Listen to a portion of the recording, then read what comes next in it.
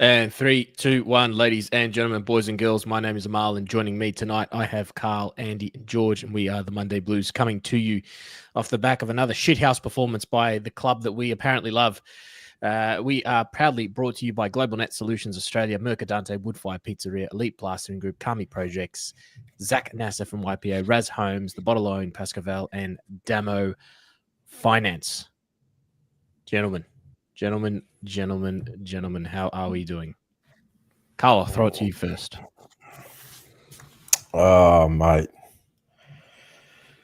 Apart from that shit show of a game on Saturday afternoon, I am doing just fine. I am healthy. I am good. I am not happy. I am sad. I am angry. I am all of the above. Yeah, I'm sure we'll get into it very shortly. George, how you going? If I'm going, I'll tell you what. Feel like I'm getting crook woke up. Feels like I've deep throated a chainsaw. A little bit. Looks like I'm getting a bit unwell here, but anyway, moving on from me. But yeah, same as you, Carl. Absolute shithouse. I can't believe I'm that much of a sucker for punishment that I stayed alone in that whole row for all 4 quarters and until the final siren, just because I wanted to insert it into my eyeballs when I remind myself forking over more money to this club. So shithouse. Mull or Andy? Yeah, I'll go. Yeah, what can you say? We took a guest from the UK, or from Wales actually. My brother-in-law's brother-in-law over to the footy. Telling him about Carlton and the history and how proud of the team we are and all that kind of stuff. And they really, they really bent me over at the MCG after the first quarter. So that was nice. Bit of a story to tell on that too, which I thought was interesting. Well, funny actually, but we'll dive into that a little later. Andy, what about you? Same as you boys. We'll get into it, I'm sure. Yeah. Well, let's start.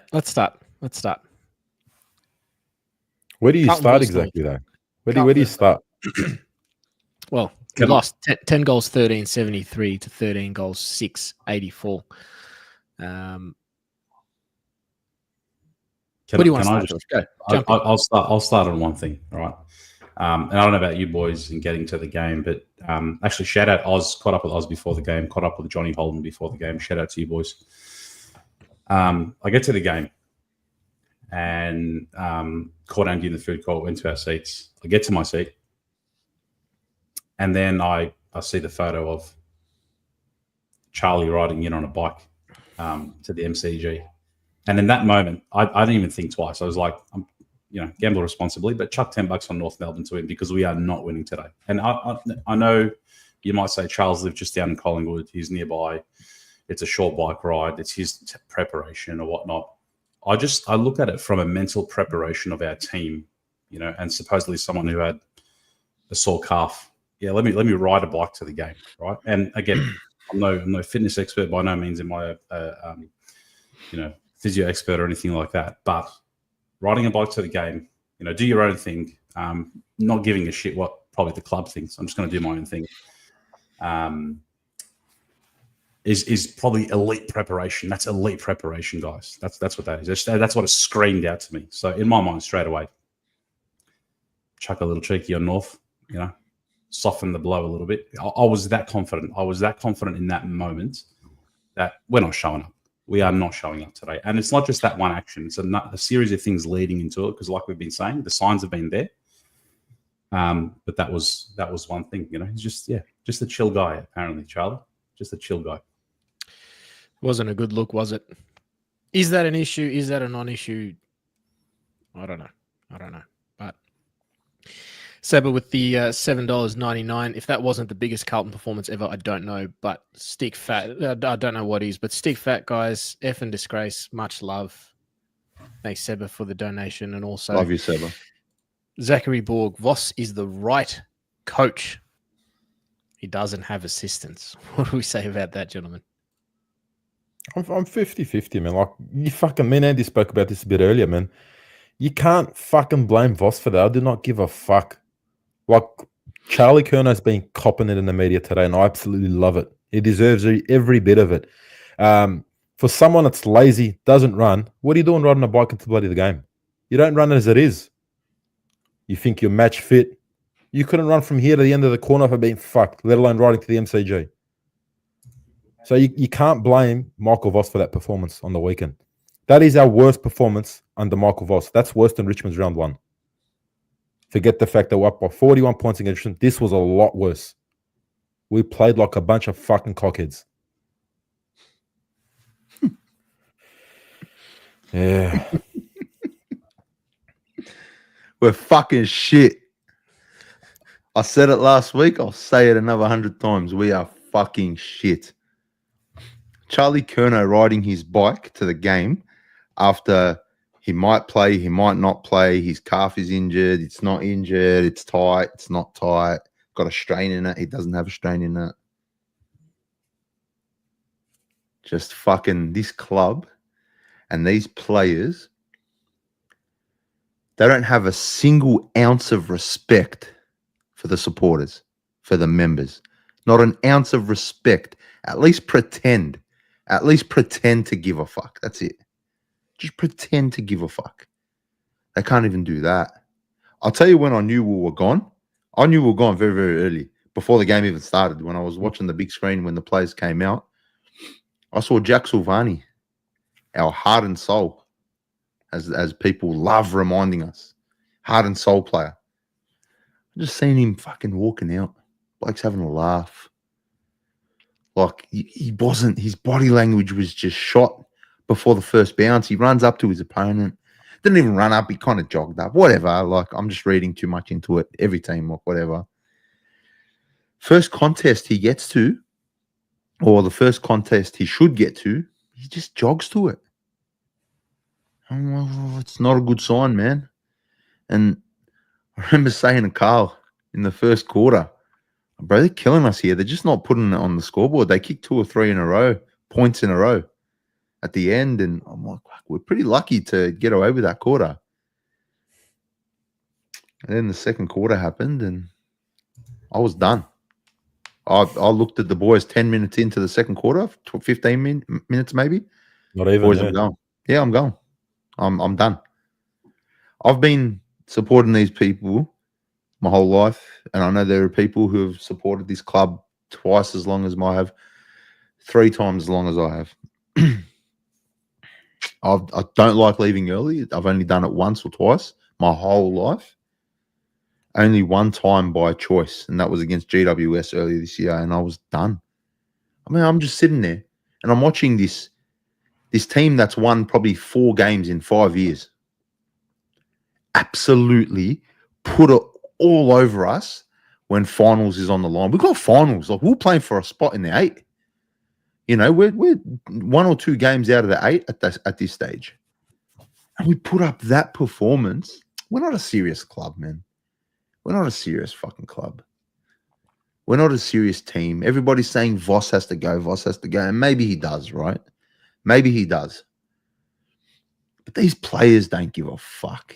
You cannot tell me these players give a fuck. And we all give shit to Jesse Motlop, right? He's been our scapegoat all year. Every one of us has given shit to Jesse Motlop. And you know what? Rightfully so.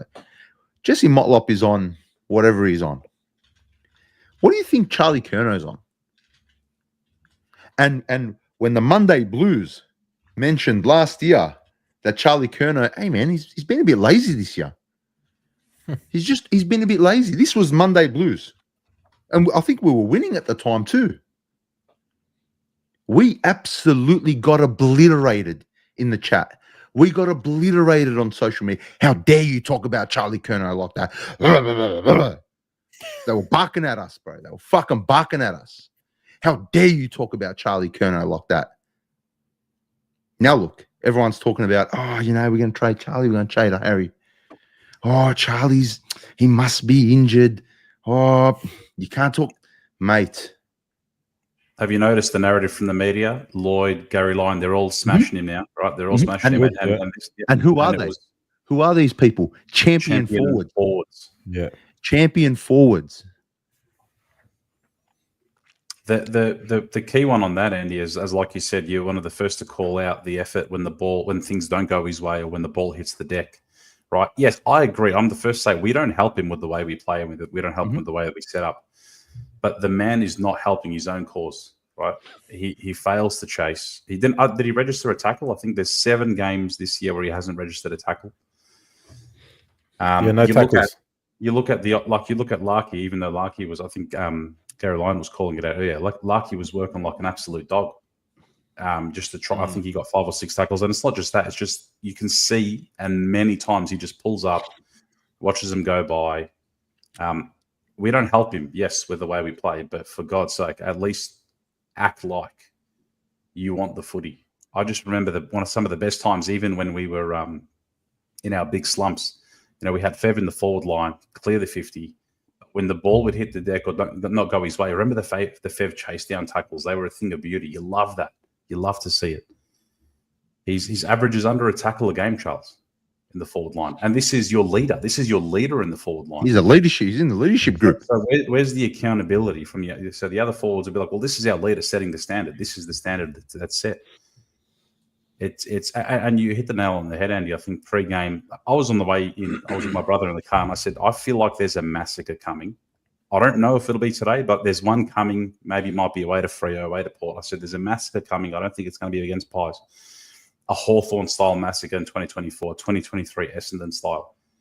And then when I saw the Charlie thing, and then also the players were just going through the motions. They were a little bit, I don't know, dawdling about it. It did not feel right. And you see, saw it. Even like you said, Sauce, right? How many missed kicks and missed decisions and things like that, where we just looked so off. And is it another thing where we underestimated an opposition where, what did they do? A 93-point turnaround since Good Friday. A couple of months ago, this is a team that we put away. Weeks. And still there were fans that weren't happy with an 85-point win. We put them away. And look, and credit must go to North. Honestly, credit must go to North to turn around performance like that throughout the year. They're going to be a dangerous side sooner rather than later. So credit to them, firstly. That's You know what I love? Yep. After the game, so I got home just say 3/4 time. And I just chucked it on because I'm a miserable person. And almost went left very quickly. Yeah. I chucked it on. And after the game, they showed Alistair Clarkson. And he was angry.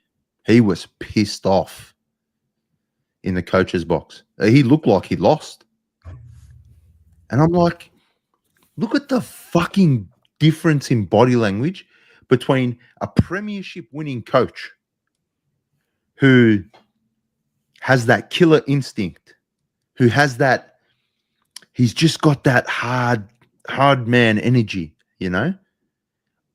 And then you got Michael Voss, who played like a hard bloke. He played like, he was a champion as a player. But his body language is like smirking. He's got this fucking smirk on his face in the presses. It's like, bro, he spent all year talking about, you can judge Charlie Curnow on goals if you like. He's a fucking Coleman medalist, brother. Yes, we're going to judge him on goals kicked. You know? And he's just always got excuses when we lose. And he's happy with effort. He's very happy with effort. And yeah, we need to tighten up a few things, but the effort was there. The effort was there. That's what he says week in, week out. And you got Alistair Clarkson, whose young team won their probably, third game of the year or whatever. And he looked like he just lost by 10 goals. He was fuming. And to me, that says everything about culture. We have a loser's culture at this football club. Losing is in our fabric. It's stained on the Guernsey. It's stained in the seats, in the stands at training. And you look at the players we've had in the past, and we've spoken about this, ex-captains like Mark Murphy, soft as butter, but we'll make him captain because he can kick a ball. You know, we had players who were dragged to games, to milestones. We carried Bryce Gibbs off in his final game for Adelaide when he was playing against us, bro. That's our culture. Whether we like it or not, we're not serious. We're not a serious football team. Again, I'll say it again. We were playing for a spot in the 8, potentially. You know, we were 2 games out of the 8, and that's the performance this team gave. And that's a massive spit in the face to the members and the supporters and the people. When I left the game, there was a family at the station. Look, I thought I'd be the only one. Nah, there was a whole family there. And I spoke to the dad, and they left 6:30 a.m. from Bendigo. They caught transport. So they left at 6:30 in the morning, and he had a kid that was just bawling his eyes out.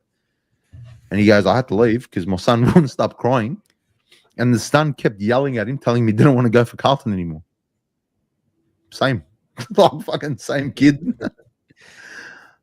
Like, we are not a serious football club. We're just banter. And we're banter for all other clubs to have a crack at us. And you know what? If you go for another team, well done. Congratulations for going for a team. Honestly, anyone can bag us out except for St Kilda. Like, you blokes are just misery. Irrelevant. Just sit in your corner and shut up. But everyone else, enjoy it. Just enjoy it. Enjoy seeing Carlton be this shit. Because us as supporters, because we're so heightened, every time we win, we just won a premiership. We beat a VFL side 2 weeks ago, and the fucking members and the supporters in the crowd were singing and dancing and clapping. And speaking of singing and clapping, how good was halftime? Apparently, I wasn't there for it, but I've seen it all over social media. And this is Carl. Man, Carl was standing there just like miserable. It's like, you know, God forbid we're at a funeral. And this is back to your point, Andy, talking about respecting the members. Some of the members are so disillusioned, right? I'm not just talking about dance camp. You know, we're down by 4 or 5 goals against North. Yes, sweet, let's dance. You know, let's have a good time. I understand they do it for the kids, and it's not just football, it's life in general. But just for a second, right? You've just seen your team walk off at halftime. You know, sections of the crowd are booing the team. Cool, man. Let's do dance camp. Just can you do anything else in that, just for the optics? Anything else in that moment, just to absolutely not, you know, put some friggin', you know, vinegar. Maybe a minute of silence or something. Yeah, vinegar on the wounds of friggin' members. So a lot of members, a lot of supporters are still, you know, yeah, stick fat, back the boys, you know, support the club, and don't be negative and this and that. Where has that gotten anyone in the past couple of decades? We're not saying go there and start throwing shit at the walls of Icon Park. You know, we're talking about voicing. David Beckham, here we David in the chat. Sir David. Andy wants to address it. I'll let you go. I just want to tell David Beckham to go fuck himself. And your missus is an ugly dog. How's that? You could kick a footy, I'm sure. Spice? What is it? I don't know. What's fucking it? summer. Ginger spice? Melbourne Spice. Melbourne Spice, yeah. Going back to supporters, you know, saying you got to stick fat, and then obviously Cribs came out and said stick fat in 2019. He said stick fat in 2021. He said stick fat, mate. What else is he supposed to say though? You know, we're killing coaches left, right, and center, and you can't tell 100,000 members, right? All right, there's some inflated numbers there. There's certain times where I think, how dare you say that kind of stuff to supporters that go week in, week out. We aren't fair weather supporters. We are not fair weather supporters. We wear the ups and downs. We wear the blows, the successes, the fucking successes, like we've won a flag. We show up. We front up. We, you know, it's, you know, financially, time is the big one. Time is the big one. That's the biggest one. And we're privileged, man. I've said it before. We are privileged that we only have to, you know, we can get to the footy within an hour. There are like families out there that will take the V line, that will travel, that will build weekends around going to the footy, that will plan ahead in months, and they come and see that. Imagine that. Imagine you've traveled interstate, or you've traveled from country Victoria or whatnot with your family, and that's what they that's what they display to you, right? That's what they show up with. You should be calling on Monday demanding a refund for the tickets and the membership if that was the case. It's a disgrace. I think we got a couple of donations. Harry Nuss, I'm not going to say the middle there. I went to like after the game, I was vomiting, crying. Thanks, Harry. Zach, on you, Zach. Great to see you, bro. Thanks for the donation. Dan Scam at halftime, boys. How good are we, bro? Carl was just his hands on his head, just like, what the fuck are we doing? Like you said, we show up every week. These blokes, when do they show up, man? Like Andy said, like we win a game and we carry on, and it's going to be like this for a long time, and it has been like this for a long time. It's not going to change, man. It's not going to. I don't see where the change is going to come from. Not too sure if anyone in the chat, anyone's seen Lance Franklin's little interview today. Look, I was actually surprised by that. Anyone see it? He doesn't really speak much of footy, specifically about other clubs. I didn't see, Carl. What happened? So he reckons the list is good. He just reckons the messaging's not getting across, and Carlton basically has to make a move on Michael Voss within the next coming weeks. So, coming from someone like that, that's pretty big, man. But maybe he has it in with Johnny Longmire, who's been linked to Carlton as well. Could be several factors. Maybe like I said, someone like him to say that's pretty big, man. Who knows what's going to happen, but could be a good thing, I guess. I'll tell you what. There was something that Andy said. It was a couple of weeks ago. That the worst thing that happened to Carlton was us making the preliminary final in 2023. Now, I won't lie. I will not lie. I was a little taken aback by that at the time because I thought, well, hold on. What's it was a really good time. Like, it was a great night. Yeah, like best night of my life. I think back as a supporter and go, well, hold on. Like, I loved the Melbourne game. I loved the Sydney game. They were, as a supporter, that's as good as it gets, bar a final appearance and a flag. But in hindsight, and I think this is where Andy was coming from, and over the last couple of weeks, I feel emotionally detached from the football club and its performances, and thankfully so, because it doesn't, like, we were playing like shit against North and it didn't really impact me as much. But I think the reason why I now agree with Andy as to why it was literally the worst thing that could have happened to us is because of the fact that the club went all in on a game plan and on a playing list that just simply isn't good enough. Do you know what's changed from 2023 to 2025? We're in between those years, performance-wise, stats-wise, list-wise. Fucking nothing. We get the same amount of entries into our forward 50. We're scoring around about the same amount of goals.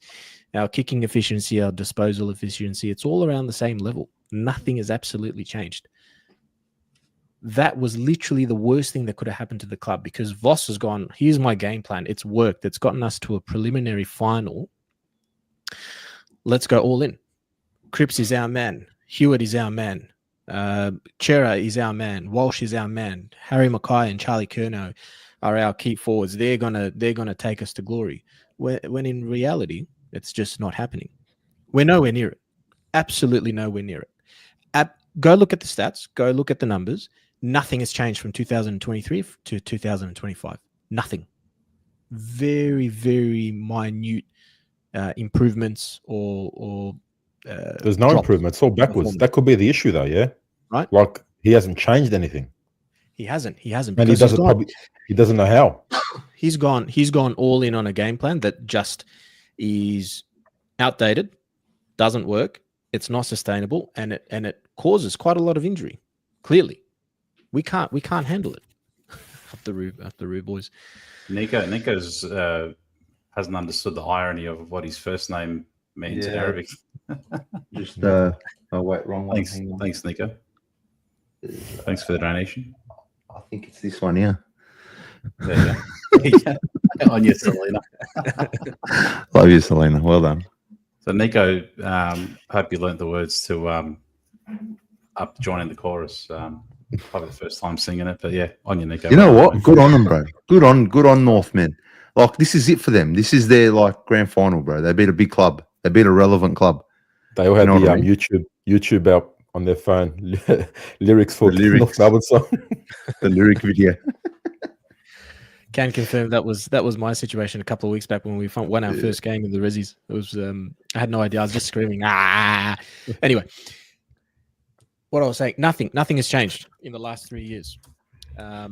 David Beckham's in the chat saying that we're not relevant, but David Beckham's in our fucking chat on a random Arab podcast for Carlton. He's trying to say we're not fucking relevant. Thanks for the I subscription. don't know who you are, David Beckham, but thank you for the subscription. Hope you enjoy your night, mate. Hope you're not beating it too hard tonight. You know, watching 4 beautiful Arabs on your screen. You know what I mean? You little now, foof. the forward line. Now, Which one? our forward line in Charlie Curnow and Harry Mackay. Now, I get a lot of the criticism, and I agree with most of it. However, I don't think the full blame rests on the shoulders of Charlie Curnow and Harry Mackay and the rest of our forward line. I've been saying for quite some time our defensive profile at the moment is elite. I stick to that. I agree with that wholeheartedly, and I'll take that to the grave until I'm proven wrong. Our key backs, our halfbacks are the best kickers in our team. Kicking efficiency wise, they're as good as it gets. Where we fall apart is in our midfield. Now, my questions solely sit with the midfield. They're our lowest kicking efficiency players in the team. George Hewitt, Sam Doherty, Blake Acres, Adam Chera. Adam Chera was brought in for what? For his elite kicking ability. No. To make friends. To make friends. He said it. I'm here to make friends. Don't ever forget that.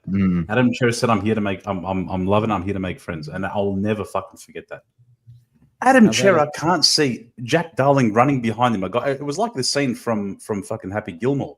You know, that was bad. When he runs that belongs to Happy Gilmore, Mr. Gilmore. You know that with that jacket. You know that scene. It reminded me of that, bro. Chera's just taken a daytime stroll. Friggin' 55, 60 meters out, thinking, where should I put it? Knowing full well that you're going to put it on top of Charlie's head. You know, you're going to do the same thing every time. Don't even pretend like you're thinking about where to kick it. You know where you're going to kick it, dickhead. Right? He's 60 out, and Jack Darling's bounding down on him. You can't hear him. You can't see him. He's in no man's land, and then Jack takes him out. What a rev up to the North fans, to the North players, that we got bullied, man. That's one instance of how badly we got bullied. Sorry, Mark. All good. Sam Walsh in 2025 has been kicking at 60% efficiency. This was our number 1 draft pick. Who else plays in the midfield? Cooper Lord spends a bit of time in the midfield. Little better. 60.9. Adam Chera, what is he at? 64. Are these the numbers that you would expect from a player that is earning? And what's Adam Chera on? 700, 600, 800, something around that? Our best kicks this year are Jacob Wiedering, Nick Haynes, Mitch McGovern, and Adam Sard. I wouldn't go Adam Sard. You know how I feel about it. Statistically, they are the best kicks in our team. It's because he goes sideways and kicks side. What's with all our players going sideways? Even the photos they took at training today, it looked like they were all kicking it sideways. Did you see the caption? I think it said going forward or something. Eyes forward, eyes forward. Speaking of someone used to going sideways and laying sideways, Bonnie Blue's in our chat. Flights to Turkey must be on the agenda soon, lads. Bonnie Blue, shouldn't you be getting a train run on you or something? What are you doing in our chat? Bonnie Blue. Yeah. I don't know who Bonnie Blue is, by the way. It's just a meme. That's what we mean. You were in the line, weren't you, Georgie?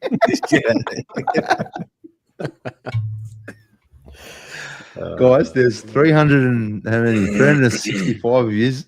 Hit the like button, man. Please hit the like button. It helps us a lot, even if you hate us. If you hate us, if you think the Monday Blues are dogs, hit the like button. If you love us, hit the like button. If you like Amal's bobblehead, Hit the Which like one? button. Is it fair to say that Pitternet's shit? Are we done with him? All over The him. leather couch, huh? Yeah. I'd go there and agree. What? Oh, okay. I was like, what? It's not even 10 p.m., guys. Oh, yeah, I think you're right. Spitting I Pitternet, don't think he's Pitternet good. is shit. They Gotta make some obviously big come in changes because in the offseason, yeah, but they including obviously come in players. because of your injuries and stuff. But there has to be a lot of changes coming up, and like he's still on the contract as well, man. No one's going to take him. Yeah. That boy got to make some big changes in the offseason, including players and coach. I don't think Voss is going to get the sack. I think it'd be stupid to sack Voss. I think there's a number of other people in front of the line before him. There's a lot of players that need to be cleaned out. I think it depends on how the season finishes. Like if we only win another game or two, I think it's going to be hard for him to keep. I think it's inevitable. Yeah, but it depends. Yeah. So if the club gives him a license to turn around and say, "Listen, I'm going to play the kids," or "I'm going to try something," you know, almost has losses to, are going to come. You're losing anyway. Of course he has to, but there are factors now because what will happen is you got people who won't accept that. People like we are all resigned to the fact that we are no good, right? Like I think most people in the chat understand that right now we are no good. So you're going to have, you know, some supporters who are on board with a bit of change, but then I think you're going to have some supporters who are going to not like losing, right? And sorry, nobody likes losing. They're not going to accept losing, even with a younger team. And we're actually quite young. We've actually fielded, we're I think 3 years below the AFL average. So that's one positive you can take out of this year somehow is that we've played kids all year, right? And I think if Voss has the go ahead from whoever calls the shots to say, listen, just try something, just change it up, then I think he keeps his job, regardless of how many games we win. And I don't mind personally. I think it's either going to be mass team changes or mass coaching box changes. I'd be very surprised if there's both, personally. And I don't know which one is to blame. I genuinely am so confused because on one hand, what I see tactically, I just think Voss has no clue. But then what I see, players missing targets and not chasing, and like that's not being coached. You know, that he's not telling him to miss targets. He's not telling them not to chase. What would you change if it was up to you, though? Players or assistants? Or a bit of both? See, I personally, I'll do a little bit of both, but I don't think you can go hard on players? both. I don't think you can go hard on both. I think you can only go hard on one of them. I just think that's if you want to avoid a rebuild, you can't go hard on both. And I don't think we need to like really rebuild. I just think we need probably could go hard on the coaches though, because we haven't really got a fucking game plan as it is. Yeah. But I'm saying you can't go hard on doing both. Oh, not on both. No, definitely not. Yeah. So I think probably go hard on coaching. I think coaching. I think there'll be changes on both ends, and I don't think it'll be as full on as what people think or what people are expecting. I have a feeling it'll be a couple of players and maybe the assistants change. I personally don't think they'll sack Voss. But whatever Graham Wright does, you kind of have to back him based on his history. So when he comes in and says, all right, look, I don't think this person's right for the job, he needs to go, I'll back him. Get rid of him. I don't care who it is. I don't care if it's Jacob Wiedering at fullback. If he says Jacob Wiedering is no good, even though I love Jacob Wiedering, I'm not saying get rid of him. But like if he turns around and says your issues stem from Jacob Wiedering, okay, I have to trust that. I trust his brain. I trust his track record. Look what he done at Collingwood. Look at the culture that's at Collingwood now. I can only dream of having a culture like that. And they made really tough calls. So, yeah, I'll do a little bit of both. But I back Graham Wright. Well, Mal, you're on mute. If it was me, thanks, George. If it was me, the first thing I would do is ask Voss if he has any idea of how to implement a different game plan that is more in line with the way the AFL is being played at the moment. And if not, fuck him off. I'd probably ask if you had a game plan, first of all. Probably more appropriate. Second, if he says, "Yep, we can adopt a faster style game plan where we look more on the outside than we are in contested possession and everything like that," because we are literally there or thereabout, like number 1 or number 2 across all the contested possession stats and everything like that. It's what we do after with it, which is where it's hurting us. If Voss says, "Yep, I can implement something else that is more in line with today's game," then great. Fuck off all the rest of the assistant coaches and start to get rid of some players that are not in line with today's game. Speed being one of them. We lack speed so bad. So bad. We have a lot of just one pace players. Who's our fastest? Probably Sard, maybe Cottrell, but Cottrell's injured. Sard's starting to get old as well, so his top speeder is probably coming down as well. Start to bring in some players that can actually move the ball quickly. Otherwise, what are we doing? The other thing that we need so desperately are people who can actually kick a fucking ball with precision, because we lack that so bad. There's also decision making that we have a whole bunch of players that are on so much money that can't kick a ball and can't make the right decision or something close to it. So many times we see, from our midfield in particular, not so much from our defense, but from our midfield in particular, the ball's just being bombed in. So, and this is, I take it back to Charlie Curnow and Harry Mackay. Whilst I agree that a lot of the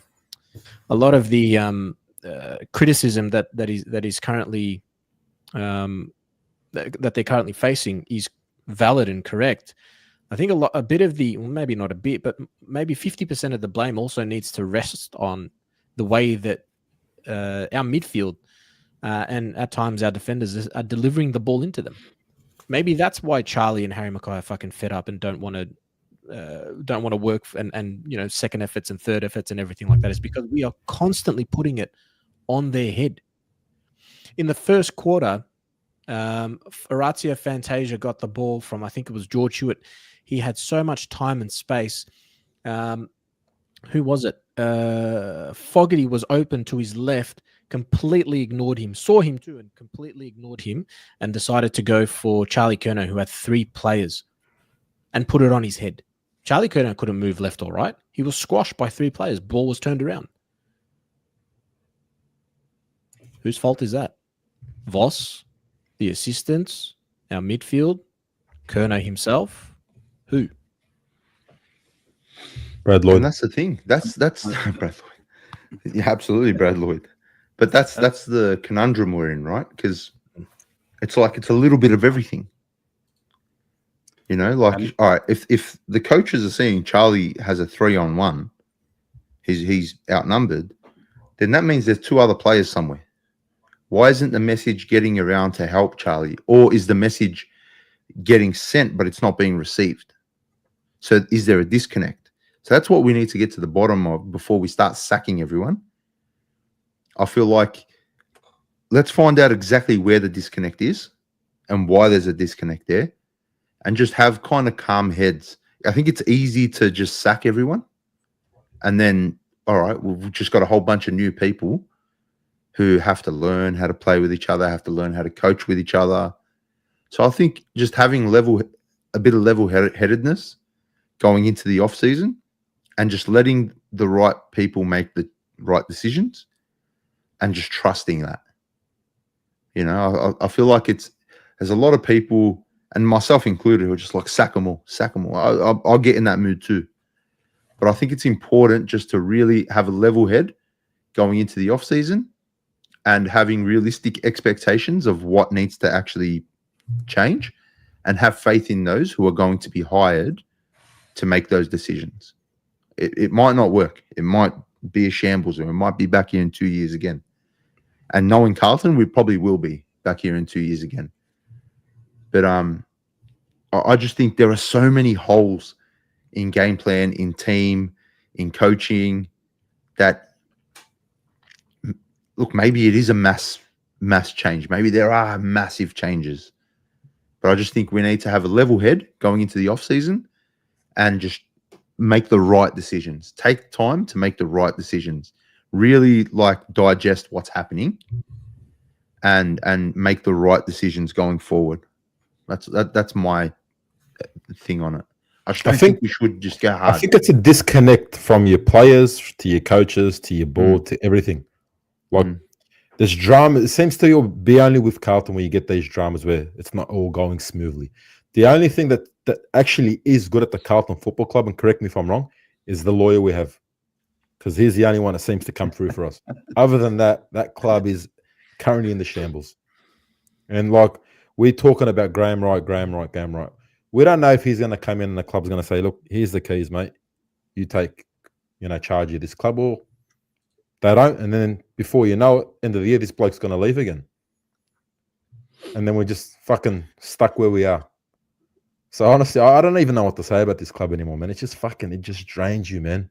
It just drains you. I can speak for myself. On Saturday, we lost.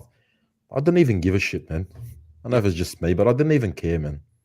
I'm so over it. That's the issue. We become almost impartial to this. The supporter base is now just almost broken, right? You don't even get rolled up after a while. It defeats you. But before I share my thoughts, and I've got something actually, but PJ, I think we missed your donation. Thanks, mate. Did everyone redeem your free Charlie Mr. Pink Kerno donuts at Duncan's today?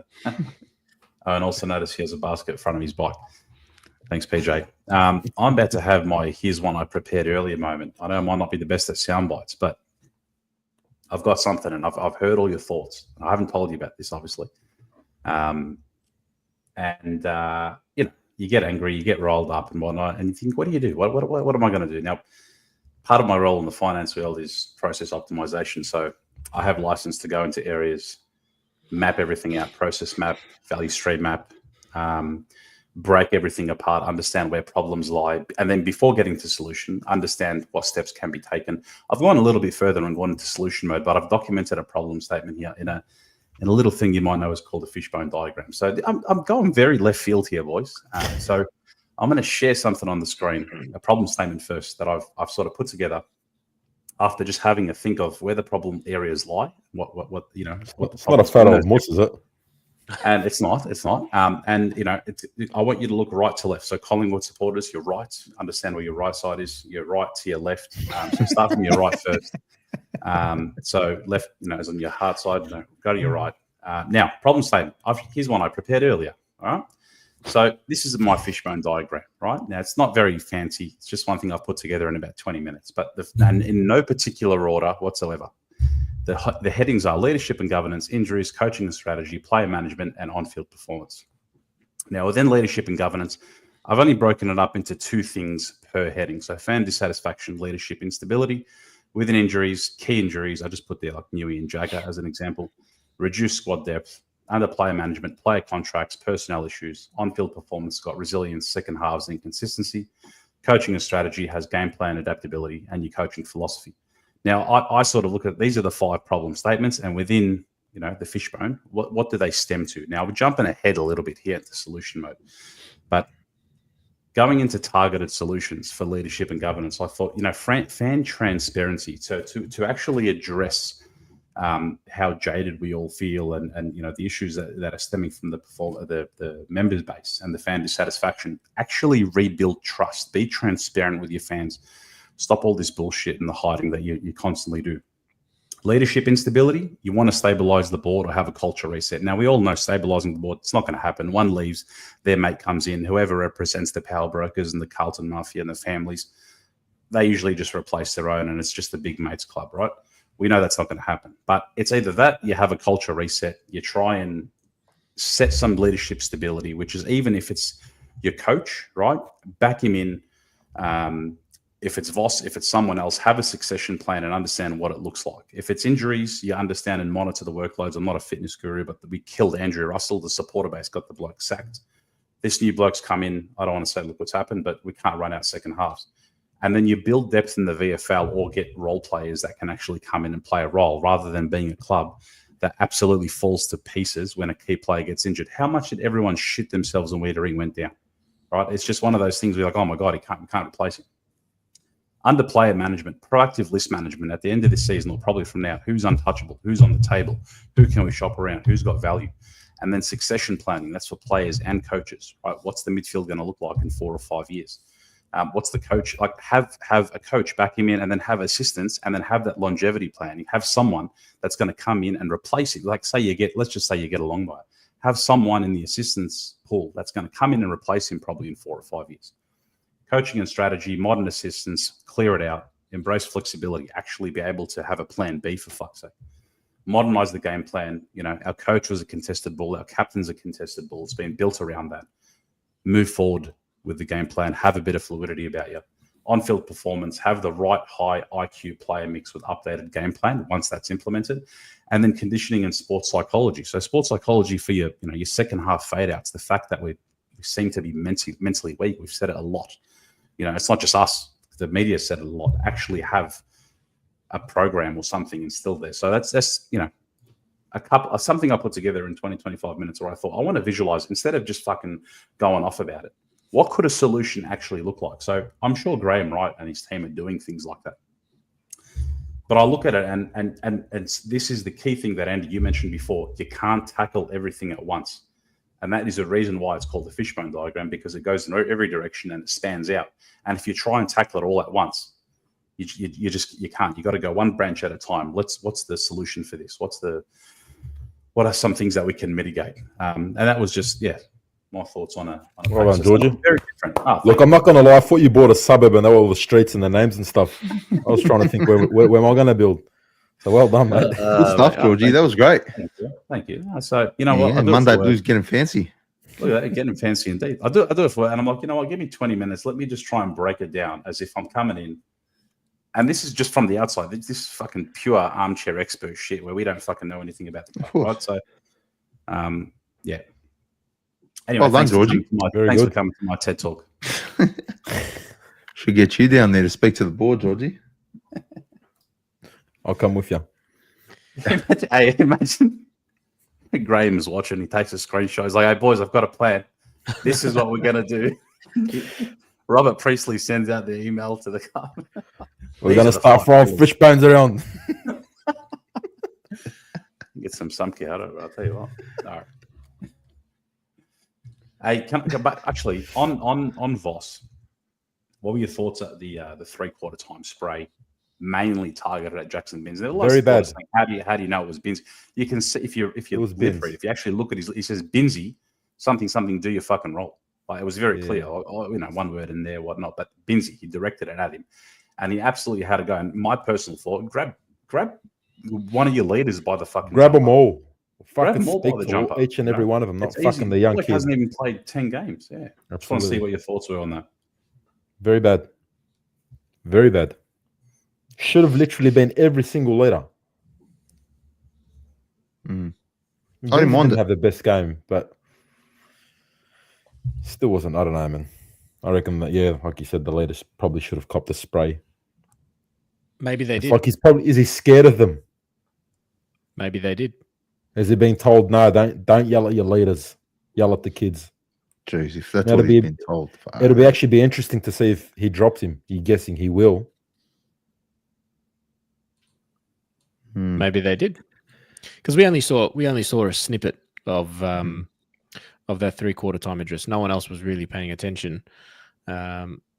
Maybe he was just targeting Binns at the time, but definitely from the footage that we do have, it's certainly not a good look. When every one of your midfield leaders, the rest of the midfield, is playing like absolute shit, for us, it's almost like they did it on purpose, right? This is all that we're going to show. A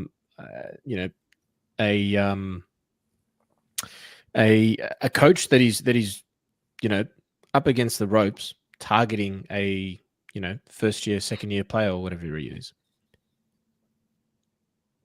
Yeah, absolutely. It is. It's kind of clickbait.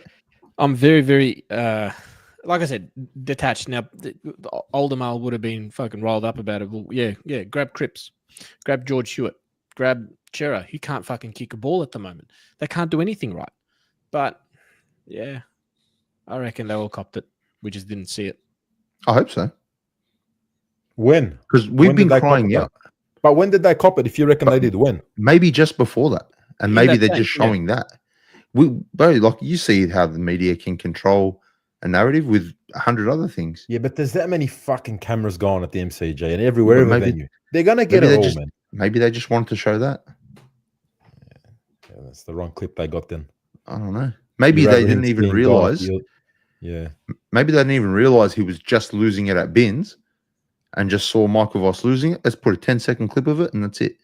But you hope he held the other players accountable because we've been crying out for Michael Voss to show a bit of aggression because he was after losses. How many times was he just, things are all right. Things are great. Yeah, we're just working on things. And I didn't mind seeing that. But as long as he's holding, the other 22 players to the same account, I didn't see an issue in it. Didn't a North coach cop it for yelling at young players? The old North coach, Noble, yeah. Didn't he have to apologize for giving a player a spray or something? Oh, you're right. I remember. Imagine coaches in the 70s, 80s, 90s hearing that. Yeah. So, yeah. I look, and I How did you feel about it, Georgie? About the spray? Mm-hmm. Like I said earlier, I would have loved to have seen some of the senior players, and if they did, that's great. But some of the senior players have similar treatment where, you've seen clips of him sort of disagreeing with Cripps or whatnot, but, grabbing a Chera, grabbing a Kerno, grabbing an Akers, okay, the spray you can say it worked at three-quarter time because we held them scoreless, and what destroyed me was, supporters were 40 points down. Mitch McGovern kicks a goal. The cheer squad and the fan base were absolutely going off. McGovern's fist pumping. I'm thinking, read the room, bro.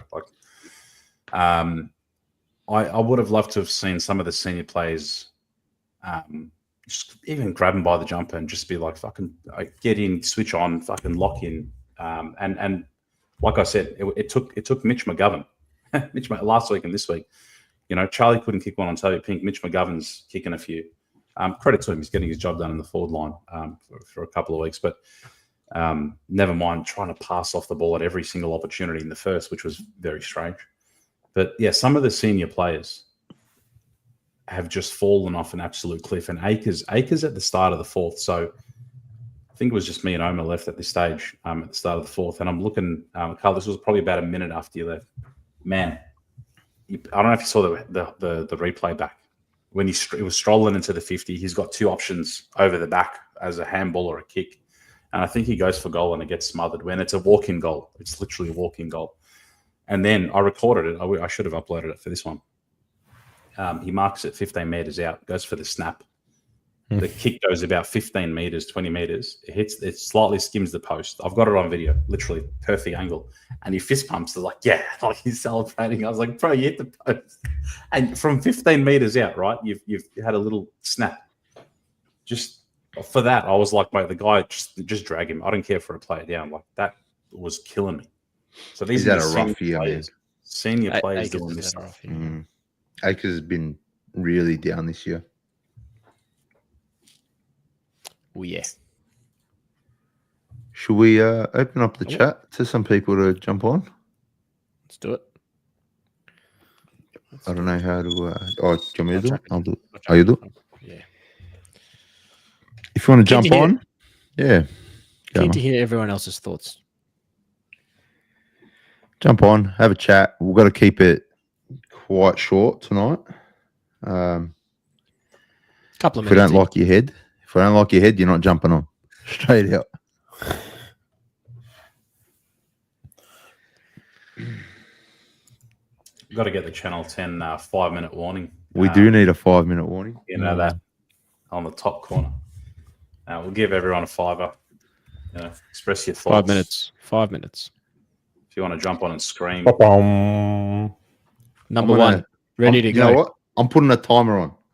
Put a timer on. Put a timer Hang on. on. Number one, ready to go. Let me tell me when you're ready, Andy. Let's go. And you just delete them. Get them out. Boys, how are we? Zach. What's going on, man? There's a timer. Exactly, boy. I'll be quick. Go away, I bro. want to know if you guys were in charge of Carlton tomorrow, what will be the first thing to do in season? Is there anything we can do in season? Because I know the off season is going to be big, and I hope the off season is going to be big. Because to be honest, this is absolutely not good enough. If you guys are in charge tomorrow, would there be anything you can do in season, or is it more an off season job? Immediately try to change the game plan, because finals is there's no point trying to make finals, right? Yep. If we're serious about going for a flag, we need to change our game plan. Contested footy is not it. That's it. It's done. But can you do that? Can you actually do and learn that? And like, we're flying out to Adelaide probably on like Wednesday. Mhm. Like, what time do you have to train it as well? Like, can you This is just like- full flip It's it? either so way. hard to change Either way. season. Start your preseason now. Yeah, I agree. I agree with that. Like, see what you've got in. I'm not saying just random young players, but see what you've got in players that can play bigger positions. Like, I want to see Ollie Hollands up the field more. I just really think, like, I can't. Every time I watch this guy, I'm like, he really wants to get involved, but he's kind of tucked away. And yeah, it's hard. It's hard for a guy like him, isn't it, to really get going. So yeah, I agree. I definitely start the preseason now with young players that have already had a couple games, not necessarily newer ones though. It's hard though. I really like the idea of playing Ollie further up the ground. I think if Newman comes back in, which they're saying he might, I wouldn't at all. Just Yeah, No, absolutely not.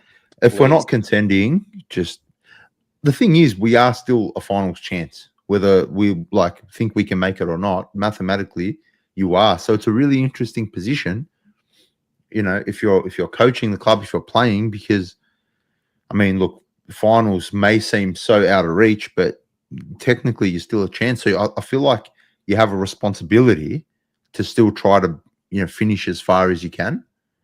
It's no man's land, isn't it? A bit. Yeah, exactly. We're kind of in no man's land at the moment. It's we're not bottom four, but like, you just know we're not top 8. Like, you look at the teams in the top 8, even if you don't look at like the point gap, like we're not anywhere near a Western Bulldogs who are like 8th. You know what I mean? Like, we're not. And we showed that this season anyway, of course. Like, we're not. It's so interesting. Now we're going to go to Port Adelaide now.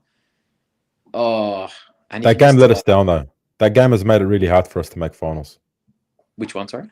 The North Melbourne game, that loss Oh, there, yeah. has really hurt us. I know. Definitely. A lot of people would have said at the start of the season that like that'll be a win. But We said that last week. I had a stench, I reckon. I'm not sure. Had a stench, didn't it? Richmond and North, right? Who would have thought?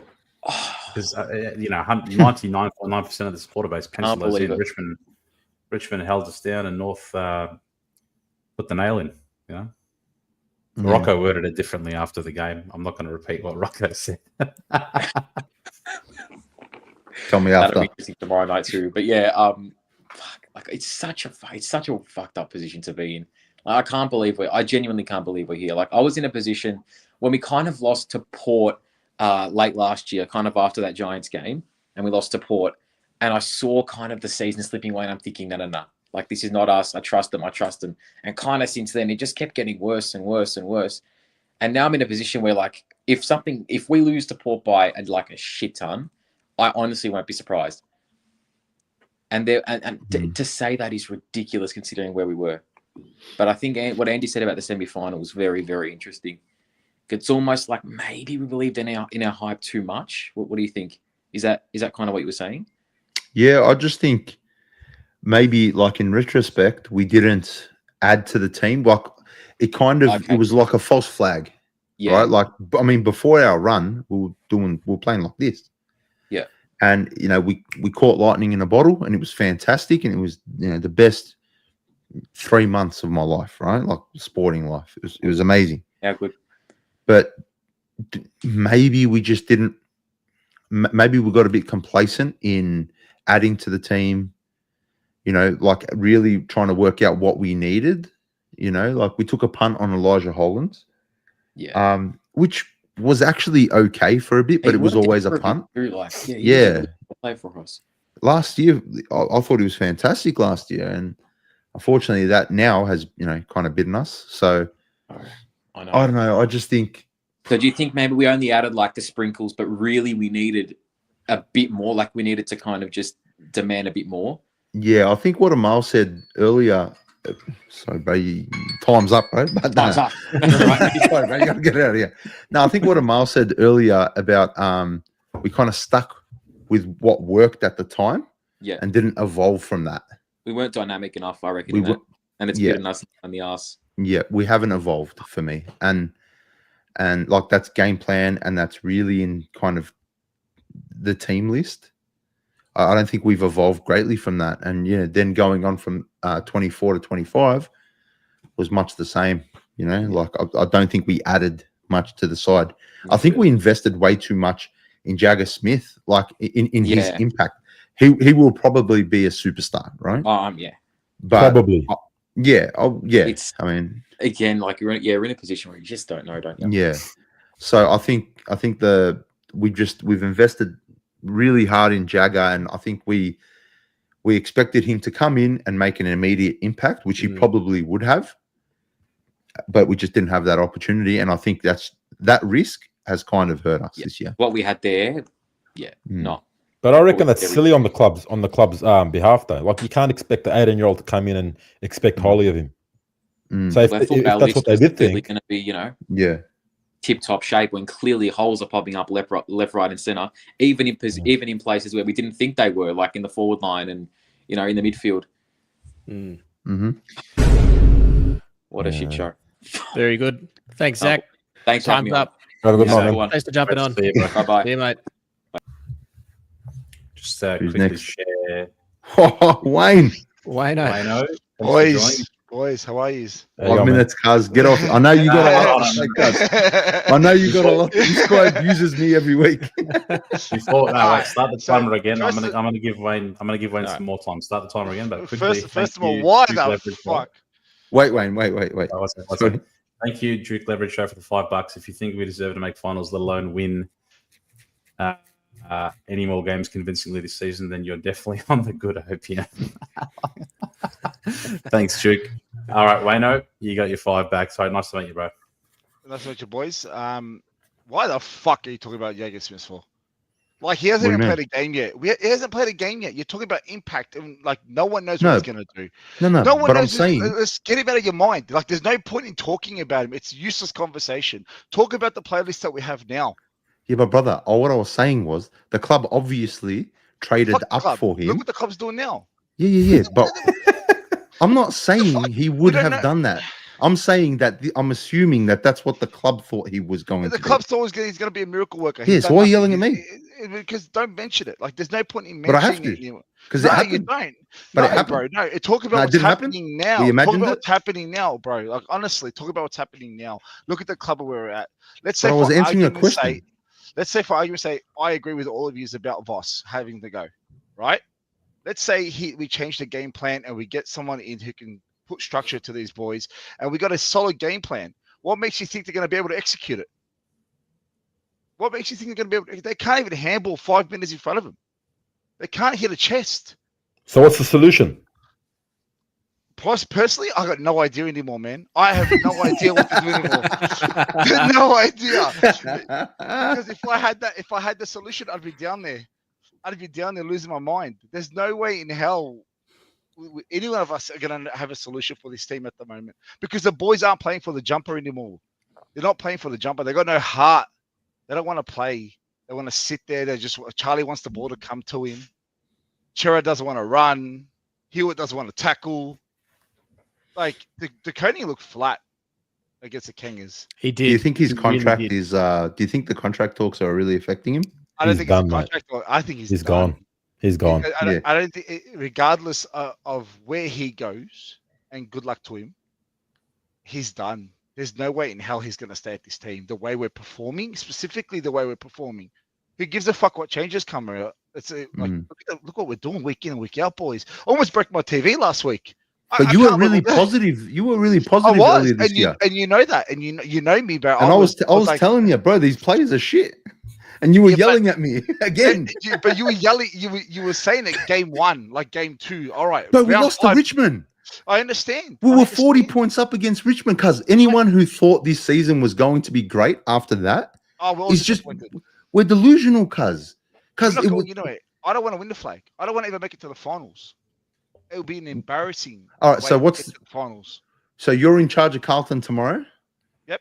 And you get a conversation with Get Michael all Voss. Put all the No, no. VFL side in. Put all the VFL side in and get everyone in the AFL side out. Take him out. And do what? So sack everyone? It's just not sack him, no, but teach him a lesson, bro.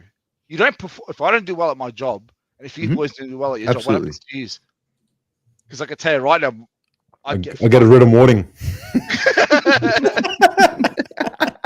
I got fucking heaps of those. You'd get a graph, you'd get a pie graph done up. Like Yeah. it's disgusting. The boys need punishment. There's no punishment. A spraying at 3/4 time. Yeah, Jackson Bins in his second game or third game, whatever it was. What's that? What was that going to achieve? Why don't you grab Charlie by the fucking neck and tell him to do a second effort? 100%. Yeah. So my question to you now, Wayne, is right. Let's bring in all of the VFL list. I reckon our recruitment has been so shit. Right. Look at our depth. It's been terrible. What depth? Imagine if our senior AFL side, if our senior AFL side is this bad, imagine what our VFL side's like. Maybe that's why we don't have the ability to take people in and out. Like we can't drop a Chera or a Walsh or a Colonel because we have no one. No one. Yeah, absolutely. We have no one to bring in. Absolutely. I don't disagree with you at all. At the end of the day, we rely when it's like the EPL or NBA when they're relying around one player. It never works. Yeah. Look at Halberton today in the finals. He went down in the first, and then that's it. They were done. Like you can't do that anymore. We struggle with change. We don't like change. Because we're fucking. Yeah. This is what we got. This is what we're going to stick with. Yeah, you can't tell them that the sky's blue if it's grey. Like just forget it. It's just not going to happen to these guys. Yeah. It's disgusting. Be careful saying that word, mate. You'll get us banned. Apologies, boys. Apologies. But I love you. I love the podcast. I love what you guys are saying. I agree with majority of the time, except for Andy when he talks. Sometimes it's like, what's he saying? You should see our DMs, bro. This bloke at the start of the year, bro, was trying to tell me, nah, bro, the playing list is good. The playing list is good. I'm like, cuz, we just got belted. We just got belted by Richmond, cuz, 3/4. Tell me something, right? On paper, take away the season on paper. Where do you think we should be sitting right now? I had us finishing 13th. I had us finishing 13th at the start of the year. 6 to 10. Yeah, I had us like 12, I'm with them all, 6 to 10. I didn't think we were going to win. I thought we had a chance, but I just didn't think that we were going to send it all the way there. And it just proves. Do you think Doherty should stay now, or are we just holding on to him because of respect? No, should have been gone. Should have been gone at the end of last year, I reckon. Absolutely. And you know what? Drop Walsh. I'm sorry, boys. Drop Walsh. Drop him. He's not going to do what he was doing. Drop him or trade him? Look. Even if you trade him, who are you going to trade him for right now? We've got no one to trade him for. Like no one respectable is going to come to this club. Maybe just get picks then. No, but just get picks, sure. But like, think about it. Would you go to the Carlton Football Club right now if the way we're performing? I want to go there and burn it. That's what I'm thinking about. That's about. Carl, I messaged Andy. I said to him, if we lose to GWS, I'm burning my Guernsey. If it wasn't for my missus, I would have burned my Guernsey. Hey, and you know what's funny? You know what's funny? We lose to GWS. A couple weeks later, cuz, can you get tickets for this week? I got kids, bro. I got kids. My kids are dying to go. My son flipped fucking Geelong supporters off last year, man. When we beat them. He's fucking 5. He's stood up on the seat. He's freaking birds. But, all right, boys. Thank you very much. Appreciate it. I'll speak to you soon. Thanks, Wayne. Have a good night. Cuz. Take care. See you, mate. Any chats to go through, Georgie? Number 4. The chat's absolutely gone off tonight, by the way. I absolutely love it. We got the best chat. Hit the like button if you haven't. I'm just copping it in the chat tonight. I love it. I think someone asked for a fart noise. There you go. Yep, you know, Miles back. I saw you lift your leg as you done it there. That wasn't a sound effect. The bobblehead shook. Shit.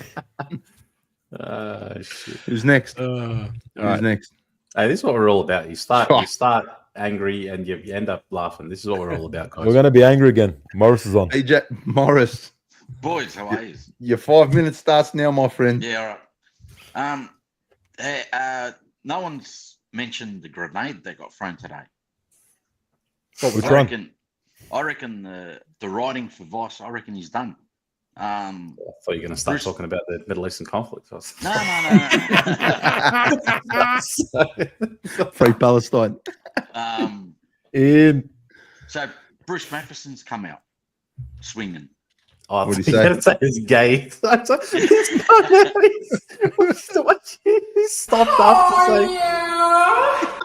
What?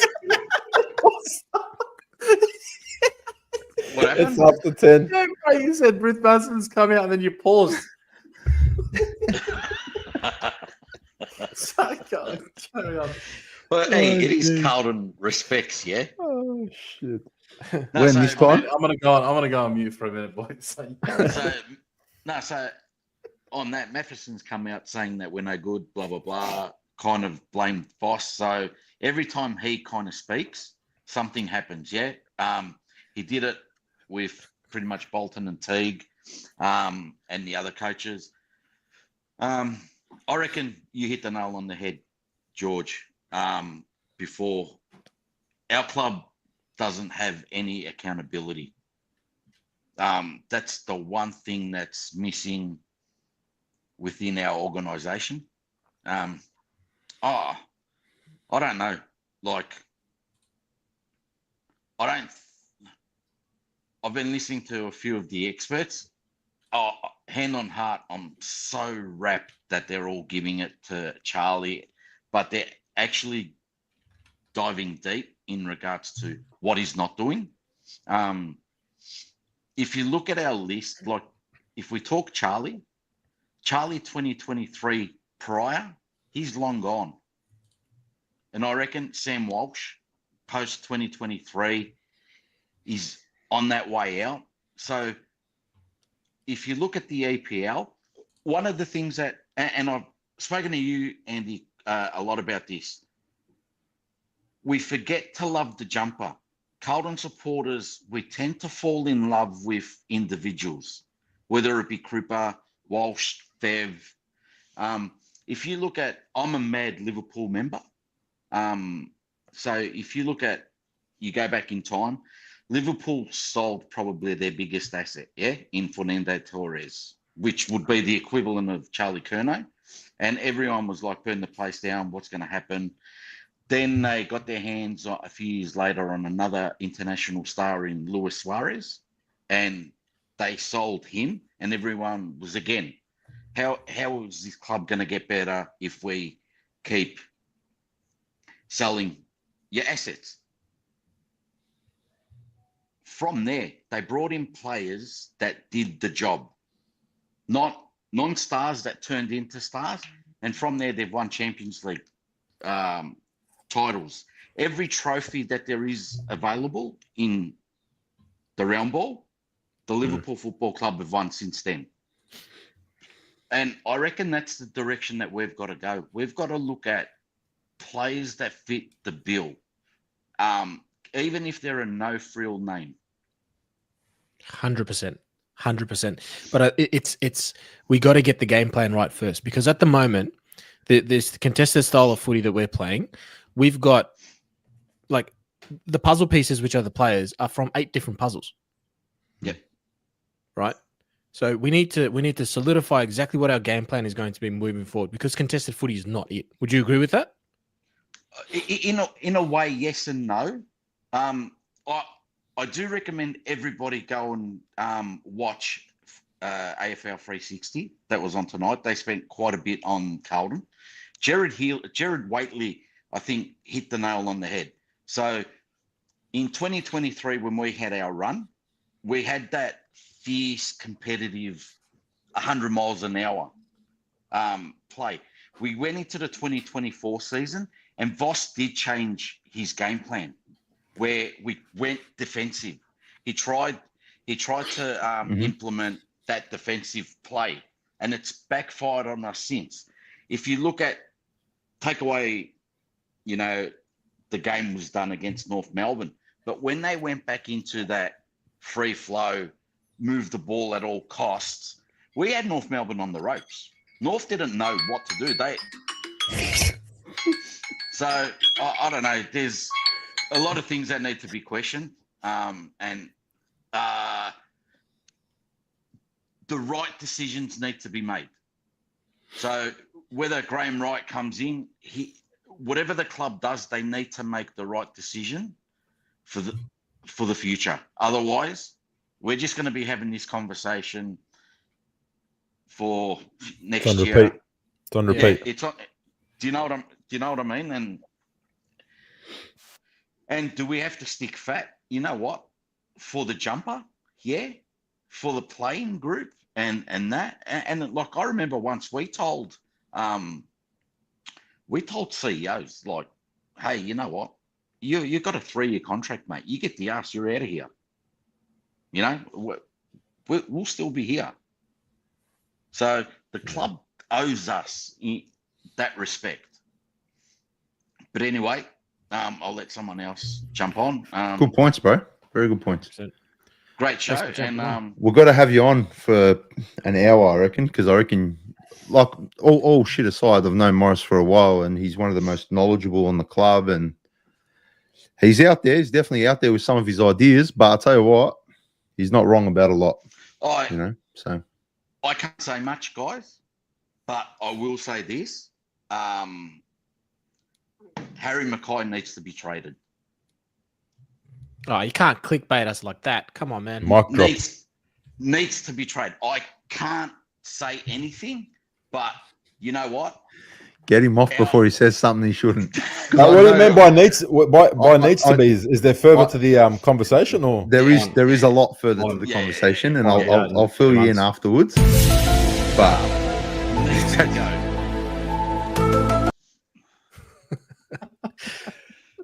All right. Anyway, boys, you guys have a great you too, rest mate? of the show. Take care, All the brother. best. Have a good night. Thanks, Go boys. Port. So, Bruce Matheson, huh?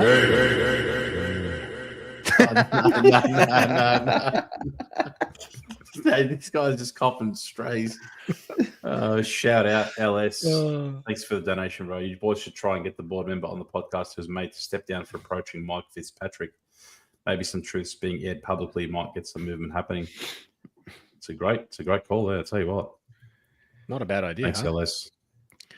Our next guest, the man himself, The Johnny legend, Holden. legendary. Going on. Johnny Holden. He looks excited. Oh no, not excited. I'm exhausted. I heard you left early on Saturday too, Andy.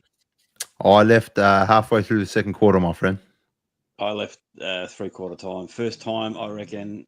I've left twice before because of medical emergencies with family, but it'd be first time I've left in about 35, 40 years early. So I just... It says a lot, doesn't it?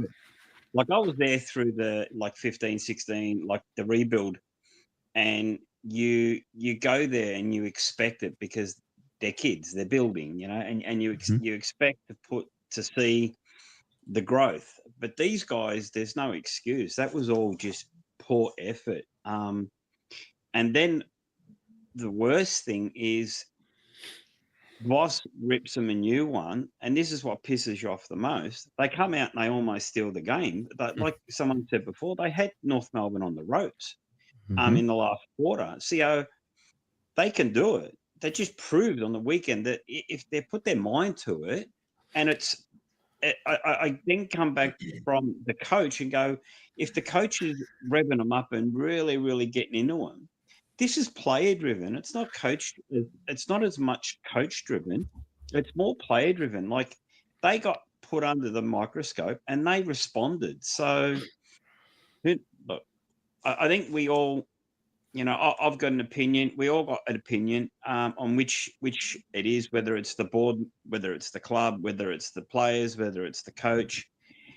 I think it's a little bit of everything. I think we've all got a little bit of an idea, but we're never ever going to know the fact.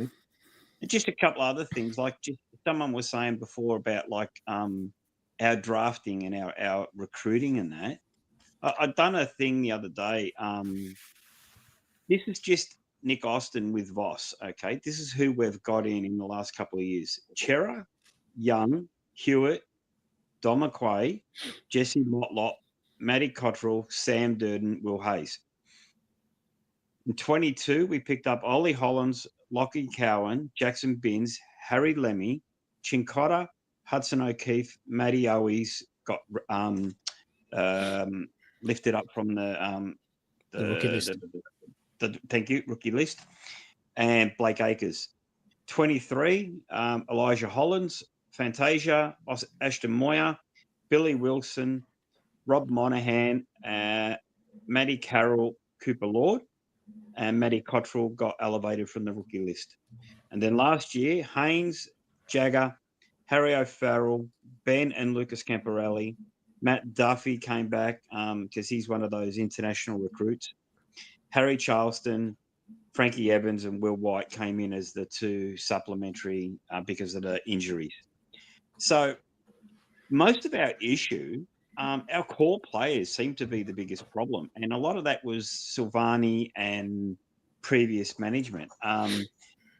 We find that, like, I always go back to this core group, the senior core group.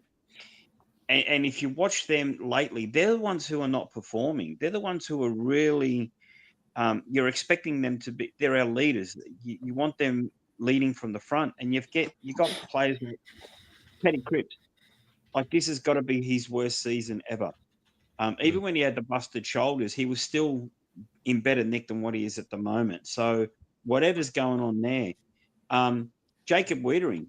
A couple of weeks ago, we all sort of said, oh, look, we don't mind Jacob Wiedering having one bad game. He's had about 4 in a row now. Adam Saad, like, he's gone backwards.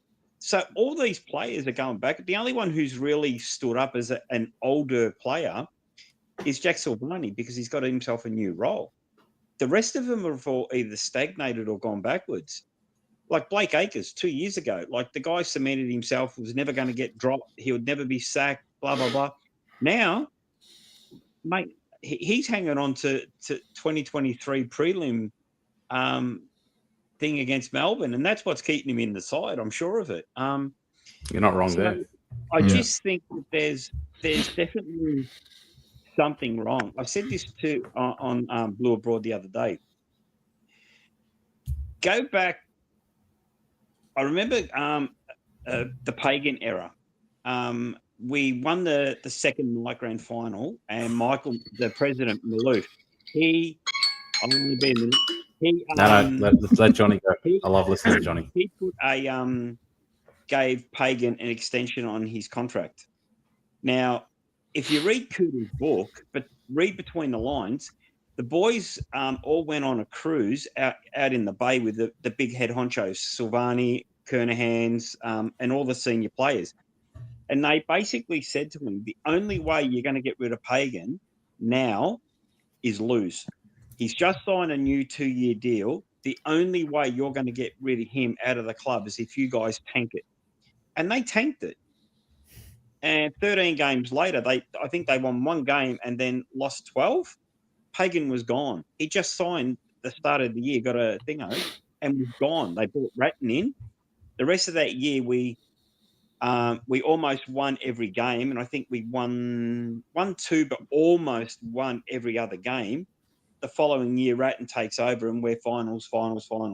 So that on the weekend showed me those sorts of days where the guys just were not interested. They just didn't want to be out for anybody, not even for themselves. And the worst thing I find is if you don't agree with a coach or you don't agree with the game plan, you go into self-preservation mode because, hey, I don't care about the coach. He's going to get the sack, but I need to make sure I'm performing to keep my job safe for next year. They didn't even do that on the weekend. So you sort of got to ask, there's something deep. What it is, who knows? And, I know we all sort of look at Graham Wright as being the Messiah. I don't look at him as the Messiah. I just look at him as the breath of fresh air. He can come in because he's got no allegiance to anybody, and he is like they say, he's a person of change, and he's had a few different roles. So he's not just a CEO. He actually was a list manager for Hawthorn and Collingwood. So he knows what to do and what not to do. So it'll be really, really interesting to see what levers he pulls. I just don't want us to just jump at shadows and go, sack Voss, because that's all you hear straight away. It's like the fish rock at the head, sack the coach. And it's like, that was 1990, early 2000, when a senior coach ran the whole show. Nowadays, the senior coach doesn't run it. You've got line coaches who run the show, and he just oversees it like a general manager. So sacking him might not be the answer, because the problems could be the line coaches. It could be something that we don't even know. So that's why I just hope that Graham Wright just comes in with a clear head and just doesn't react. You never ever react on emotions, because if you let emotions rule your life, you end up making the bad decisions. It's like if you're having a fight with your wife or your girlfriend. Go for a walk, let the steam die down, come back, and you can think clear-headed. Because as soon as you don't, you start spewing bullshit, and you think, fuck, why'd I say that? I love this woman, and I've just called her a fucking cunt. And you do these stupid things because you're emotional. That's two C-bombs. That's two C-bombs. We're equal with the record. That's two C-bombs. I very rarely use it. But when you're angry and you're emotional, your brain's clouded. So this is what I'm saying. We've got to be careful that we don't just go in and go, emotion, override, Voss, you sack, everyone gone, and then go, oh, shit, actually, it was the players. Oops. Because then we're in trouble. So that's all I hope for. That's like what I was saying earlier. We just need to go into the off-season with a level head and just 100%. not go in and just say, like, oh, everything's like cooked. Everything's done. Sack everyone. Nah. You need to go in, level head, really dig deep and find what the issues are and work from there. I think sacking people is just, it's such an easy cop-out. Yeah, 100%. And I just hope that he asks, and from what I've heard about him, he asks a lot of questions to a lot of people. So hopefully he goes to the leadership group and just says to them, like, I want an honest opinion, because it's either your job or his job. So I want the honest answer type thing, and put it on the senior players to give them a proper feedback. Where is Voss's downfall? What is he doing? Is it Ash Hansen? Are you pissed off with Charlie because he thinks he's a prima donna? Are you pissed off with Cripper because he's given to me, I'll do the whole lot, and he burns everybody else? Sometimes you've got to have that honest discussion before you can walk forward. And you listen to the Hawthorn boys and Geelong and that, they used to have those honest discussions with their leadership group. And look where they ended up, So, And that's I agree with you there, Johnny. They're getting people like a Graham Wright from successful clubs such as Hawthorn and Collingwood. I welcome that. People have been like, I welcome it. These are the successful clubs that get it done really well. And I'm with you, and you'll know this as well. Like, if you look at the knee-jerk reaction to coaches, was looking back at only two coaches in the modern era, recent history, have had success at a second club in terms of winning grand finals, and that was Lee Matthews with the Pies, 1990, and then Brizzy, the three-peat, and then Malthouse after moving from the Doggies, he had the success with the West Coast, and then of course the Pies. Outside of that, no other coach has then gone on to a second team and had success. So having the knee-jerk reaction to it, historically, history tells you it doesn't work. No, and the other thing is, like, people forget, is like, we had Bolton, we had Malthouse, and then it was like, no, we need a fresh, new face coach, a new modern coach. So we went and got Bolton. Then we got another new coach, David Teague, never coached before. Then after Teague, the rhetoric around everywhere, everyone's got, we need an experienced coach. We don't need another one of these new, young, untried coaches. So they went and got an experienced coach. Now, there was no other experienced premiership coaches out there, because Clarko wanted a year off, and Ross Lyon was just arrogant, full of himself, and didn't want to go down for a job interview, right? So you're left with, we know who they wanted, which was another untried coach in the guy who's at GWS, right? I forget his name. The one at Kingsley. GWS. Kingsley. So he would have been the third untried coach, which everyone was going, no, we need a senior coach, someone with experience. Michael Voss has experience. He's got 3 premierships as a player, maybe not as a coach. And then you got Ash Hansen, who came on board. He's got experience as a premiership player, but not a coach. So, you know, they were damned if they did and damned if they didn't. So, unfortunately, you know, it's what we've got, and we've just got to try and make do with it. I'm not saying he's the right person. I'm not. But all I'm saying is just make sure that if we sack him, it's because he's not the right person. Yeah. All right, boys, I'm out of here. I'm going to bed. Take care, Johnny. Have a good night. Johnny, thanks, mate. Take Bye. care. Love hearing John talk. Thanks, Petra, for the donation. Spirit. Let's get Mr. Cam on. He's been very patient. Shall we get Cam on? Hold on. Hey boys, how you There going? he is. Cameron. Yeah, man. Cameron's a day one. Cameron's He a is a day day one, one. man. I've He been is a with day us one. since day dot. What a legend. Yeah, I've been a very big fan of the podcast for a very long time. It's been a very Appreciate it. insightful podcast this today. I'm not like a massive like fanatic on it. I don't know much about the team, but like I'm slowly like getting to know like what's going on around the club and like how the club is being dealt with. It's just it's a mockery. We're a mockery of a football club. That's all it is. What would you change? You're in charge tomorrow. You've got the keys to the club. What do you do? Me personally, I'm trading Charlie. Like that's just me personally. He's too lazy. He's too lazy. He never runs. He never chases. And that could be something on the midfielders. Just like as you said earlier, just like putting it on the heads. He doesn't want to try after that. But I don't believe in that. You can't just blame it on the midfielders for the entries. You got to actually put in the effort to kick the goals. He's a 2-time Coleman medalist. Where's the Charlie Kerner that kicked 19 goals against West Coast in 2023? Where's that Charlie Kerner? Where has that gone? You know what I mean? Like, Has the spirit been beaten out of him? Is he just over it? Because you kind of see it with Cripps too. Like I don't know. Am I the only one who sees it with Cripps? Like he's almost It just feels like resigned. He feels He's resigned. deflated. Yeah. He feels deflated. Like he just, I don't know. Like he just looks like disconnected from the playing group and the coach. Like I think they're over. It's just like a never-ending road. They just keep walking, yeah. and it just never ends. Yeah. It's probably just Cripps is probably thinking, "Fuck, we're here again." Yeah. Like I'm approaching my 7th rebuild. Like, You know what strikes me, which odd about Cripps is, you know, when like TDK got thrown over the boundary line or Hewitt got hit and whatnot, Cripps remonstrates like it's a chore. He looks like he just does it just because, hey, I've got to do this. I've got to do this. Like, he just sort of walks up and just, gives him a shove or a forearm. But it's almost like laborious for him. Like, I'm like, mate, get stuck in and deck this bloke. Yeah. They highlighted that, didn't they? Yeah. I was watching something on First Crack on Sunday night. They showed a comparison between that situation with Tom de Koning and a similar situation in the actual game.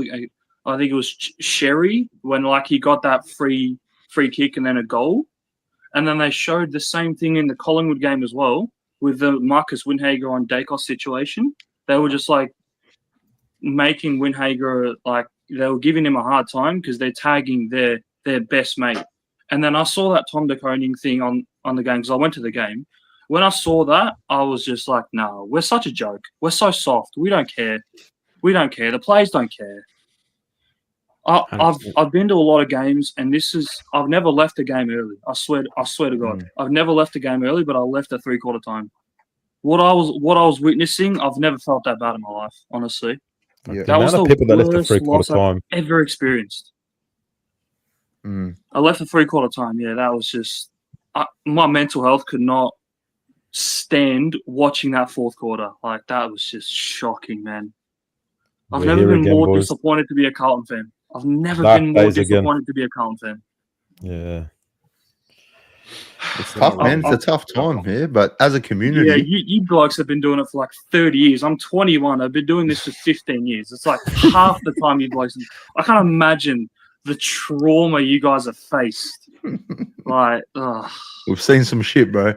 We've Yeah. seen some shit. We've only seen the shit. Yeah, that's right. Not some. We've seen only the shit. No, you can't. No, but what we have, 2023, we saw a glimpse, and I think that's what makes it even harder. I didn't see shit. I was in my bed sick. He was. Yeah, Carl was there. Yeah. Carl was I think looking for the remote. He couldn't work out how to turn his TV on. I think the issue with like 2023 was it was an incredible run. And yes, Voss had a very good game plan that got us 9 wins in a row and a preliminary final appearance. But it happens with every team except for maybe Collingwood. All the good teams get figured out. And all the individual players that are individually brilliant, they always get figured out. And come that second half of last year, we got figured out. We had a very good first half of the year. A very good response from being lost in the preliminary final the year before. It was a great response. Second on the ladder, like 6 points clear. And then that second half, we got figured out. And then teams just ran over us. It's like you said earlier, making that preliminary final was the worst thing that we could have possibly had because that overrated our list. I think our list is all right. I think our list is good. We just need like players, not players. We need like people and coaches around the group to make them improve. And Michael Voss is not going to do that. But we're stuck in a situation where we don't have anyone else to take over. John Longmire could take over, but what's he going to do? He's lost 3 grand finals, 2013 or whatever the Hawks one was, and then he got smashed in 2022 and he got smashed in 2024. So, yeah, I think we're just screwed, eh? I think we're just screwed. The annoying thing, I think, for me, Cam, is that we leave ourselves in another position of having to win, what is it, like 7 of the last 9. So yeah, exactly. We've got to win. We've got to go on in another insane 9-game winning streak. Yeah. Like, you know what's very interesting? So we've had 4 people on or whatever, maybe 5, and each one of them had the list is good, the coaches are bad. It's not really the coach's fault. The list isn't good enough. Because there have been 2 quite strong opinions. Like I think Johnny Holden was probably the only one that was like in the middle, kind of. Morris was too, actually. But it's interesting as supporters. Like we are pretty confused. Like we actually don't know like what is wrong. Yeah. You know, and that's it's a scary position to be in. You know. Interesting. Thanks for jumping on, Cameron. Appreciate you, bro. No worries, man. Yep. All good. Legend. Appreciate the podcast. Love the work you guys are doing. Just, our team sucks, bro. Our team sucks. Our team sucks, man. Straight out. We suck. You gonna watch the cricket this week? I know you're a cricket man. You getting into the cricket? I'm very Indies? disappointed in how we lost our final. I'm very disappointed in that. I know it was. We bottled it. We did bottle it. We did bottle it, and Marnus Labuschagne is the reason for that bottle. He's so shit. Spot on. He's so Can't shit. believe he's still getting a game. Can't believe it. Yeah. Well, he's finally dropped, so that's good. But yeah. Love you, bro. Cheers for having me on, boys. Have a good night, man. You too, guys. See ya. Thanks, Cam. See ya. Any comments? A couple that we'll read out really quickly. Ben Lee. I'm pretty sure Ben was a Hawks fan from memory from his previous comment. Why did you pick Carlton in the first place? I really want to know. So back then, 16 teams. Why Carlton? Ben, I think for me, I remember being kinder, I think it was, and parents were Carlton fans and told me I was born in the Royal Women's in Carlton, so I'm meant to go for Carlton, and here I am. So have they doomed me? Possibly, but wouldn't be anywhere else, I guess. So that was me. And then that was the year, 95. It was. I remember it was. Kinder Sean Major, and I still got the laminated premiership poster that my dad bought me after we won the flag. Very good. Yeah, My boy, family migrated in 91 or 92, and Carlton was a powerhouse back then. So getting into the footy, it just made sense to go for the team that was up there, top of the table. So it was Carlton. What a shame. Yeah. Yeah, I wanted to be like my Uncle Sam. I used to look up to my Uncle Sam. I still do. He's a champion. But when I was a kid, he was like this fucking hero to me. And he went for Carlton, so I'll go for Carlton now. That was it. That's how I got sucked in. Like, Uncle Sam, I love you, but this is your fault. This is your fault, and I know you're watching. This is your fault. Carl, What's Carlton? Can you just hear me? Yeah. Yeah, there we go. waiting for you. Nice. Sorry, man. Why'd you pick Carlton? No idea, man. Just unfortunate, man. Just woke up one day. Born in Carlton's probably good enough reason, huh? That's it. Shout out LS again. $5. Thank you so much. It's not the talent of the list; it's the mindset. Way too many players who simply don't want it enough. Coaching simply exacerbates the issue. That's spot on for me. Yeah.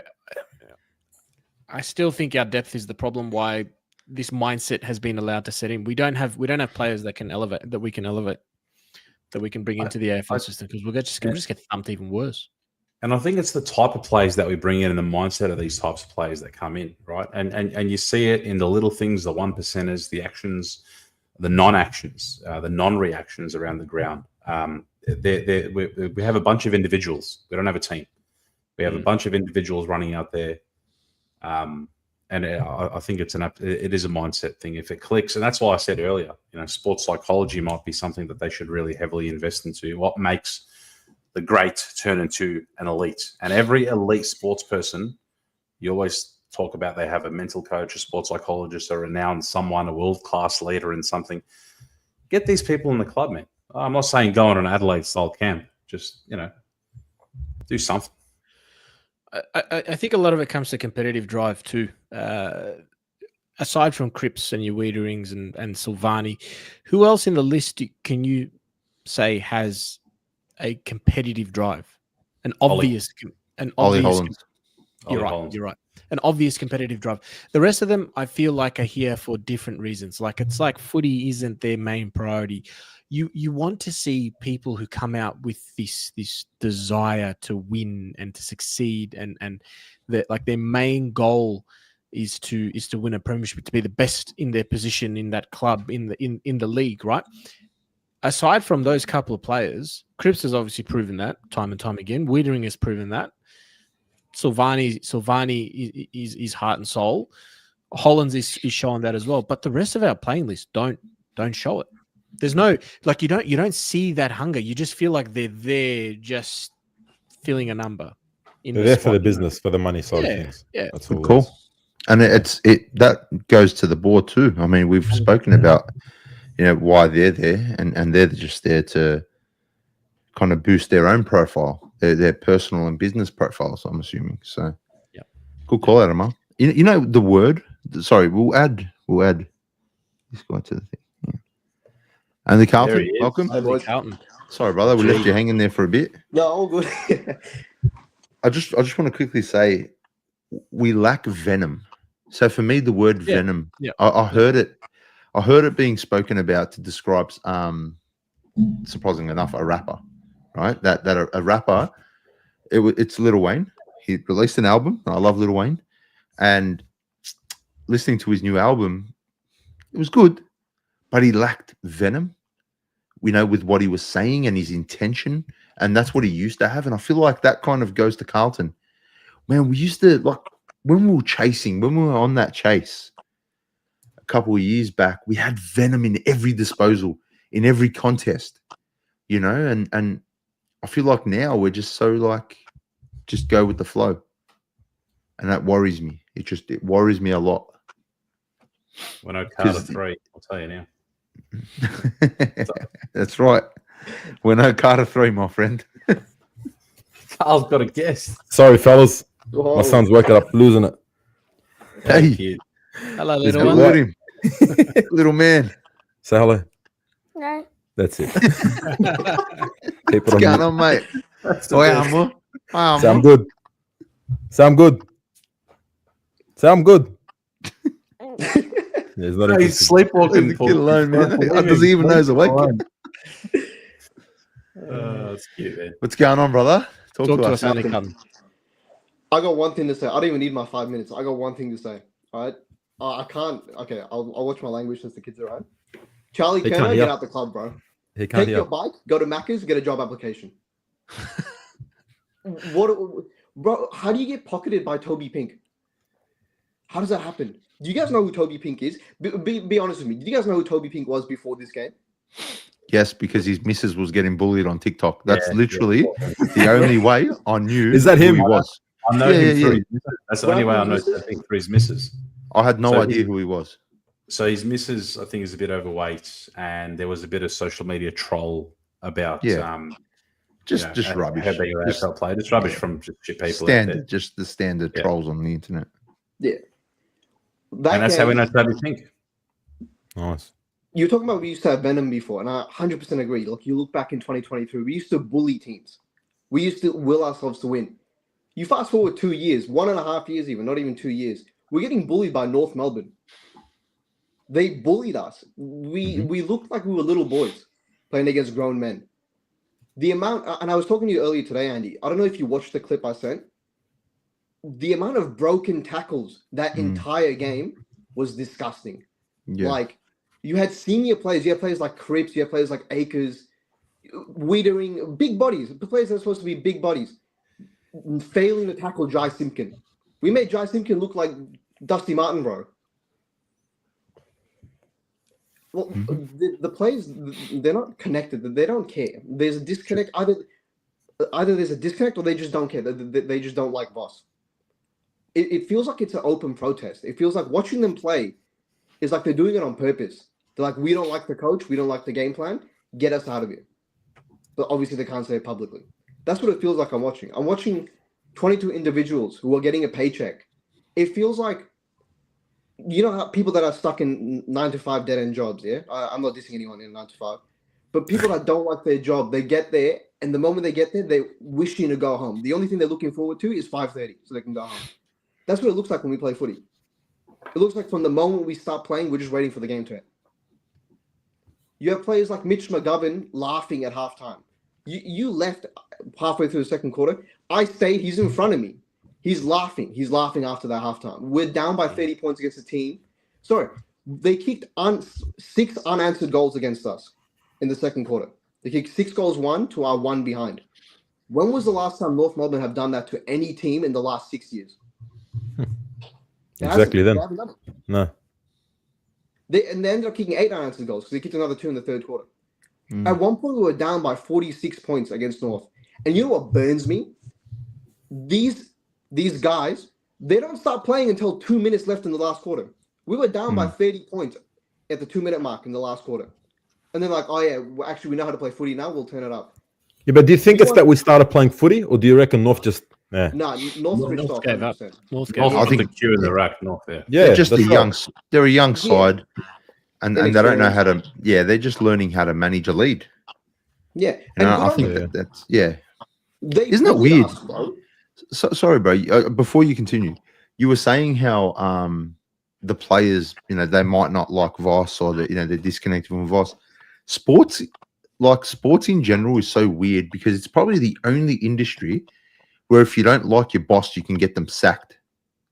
You know what I mean? Like, there aren't many industries where you go in and, like, you know, a few of yous get together and you can just not perform and your boss gets sacked. You know, like in every other industry, if you don't perform, you're gone. Yeah. When has this team ever done that, though? This is the same team that stuck up for David Teague, bro, in 2019. Did they though? Coach.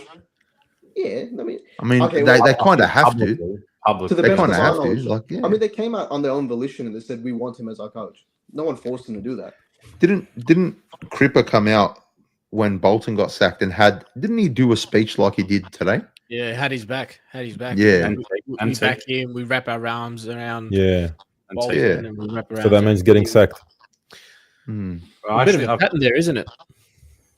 bit of a coach killer. I found something actually. You said something about Kerno having a new job at Macca's. He's riding his bike to work. Is that what you're saying?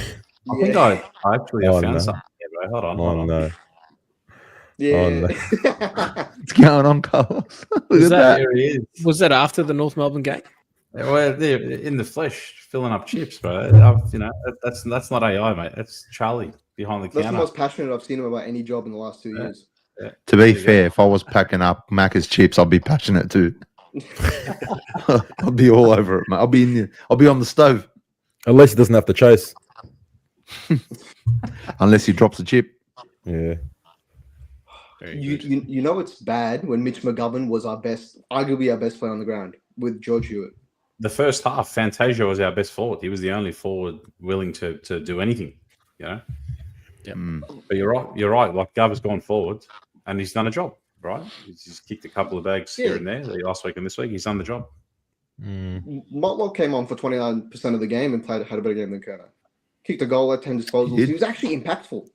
Shout out Motlock. He was. No, I don't know. There's people. What? Another thing that pisses me off, and everyone's entitled to their own opinion. For people that have strong opinions on the coach or the players, you can't put the entire blame on one side. You can't sit here logically and tell me that Voss is 100% safe and he has no blame, and you can't sit here and say he's 100% to blame either. It's a collective. You can't and the easiest thing, and we're probably going to do this, and it's going to piss me off. We're going to sack Voss at the end of the year because I don't see the season going any better. Because it's an easy cop-out. It's the easiest and cheapest way to save our team. 4 days ago, he said we're going to go on a run and win the flag. Yeah, this is what Carlton does. That's what a club does to a man. I love us. I love this I- community, man. We're all cooked. We're all sick little puppies and we're all cooked. I went to my first Carlton game exactly 10 years ago today. Exactly Feel 10 sorry years for ago. This I club wouldn't can't brag win a about that. milestone to save their life, bro. Yeah. It's don't and that's the thing. You look at the turnaround from June 21, 24 to June 21, 25. You know, last year we were smacked Geelong, and we all felt on top of the world, thinking, "Oh my God, we're gonna get there, right?" And then, not even that, right? Against Kangaroos, Good Friday, for God's sake, 2 months ago. What happened since then? What a capitulation! Look, credit to North, but the players, to me, whether it's preparation, whether it's just the want and the desire and the mindset, it just looked so off, man. Like you said, bro, you start watching players laughing at. We're not saying, be a happiness Nazi and they can't smile and laugh, but for God's sake, man, read the room sometimes. Actually G up, get around your teammates, fucking lock in. Start of the fourth quarter, where stop the West. Chung Georgie. Carry on. 40 points down. We're fist pumping after kicking a goal, like you said, when there's 10 minutes left. Anyway, I'm gonna carry it. Someone carry on. Georgie's, you're on, mate. I don't know what happened there. I've got a quick stat. I'll take over.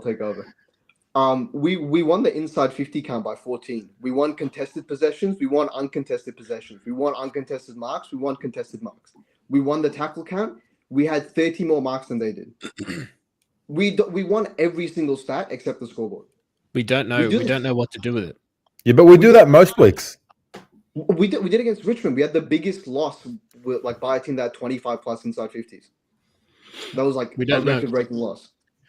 We don't know what to do with the ball. We don't have smart football players. We don't have players with footy IQ. That, and also couple that with the fact that our kicking efficiency, just isn't good enough, and our game plan isn't good enough. It makes a lot of players, it creates a lot of issues. Good luck on your job interview tomorrow, Scotty. Hey, Scotty, if you want me to give you my graphic of my fishing diagram for your job interview, bro, you can have it. Just put me down as a reference too, bro. I got your back. Don't worry. Yeah, man, he bottles the alcohol so good, bro. I swear, he's the best. That graph made me feel like I was back in school. I loved it. I had my hand up in the chat. Fantastic. Yeah, we need that every week. Yeah, we need a graph every week, Georgie. Put No pressure. I'll come up with something.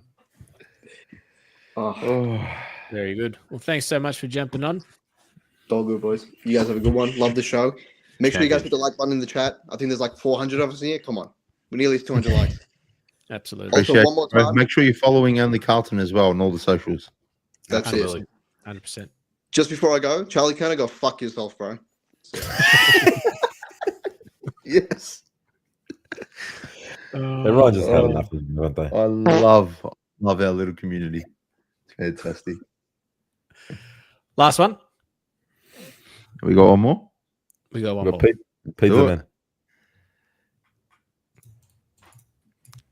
Yo, Pablo. boys.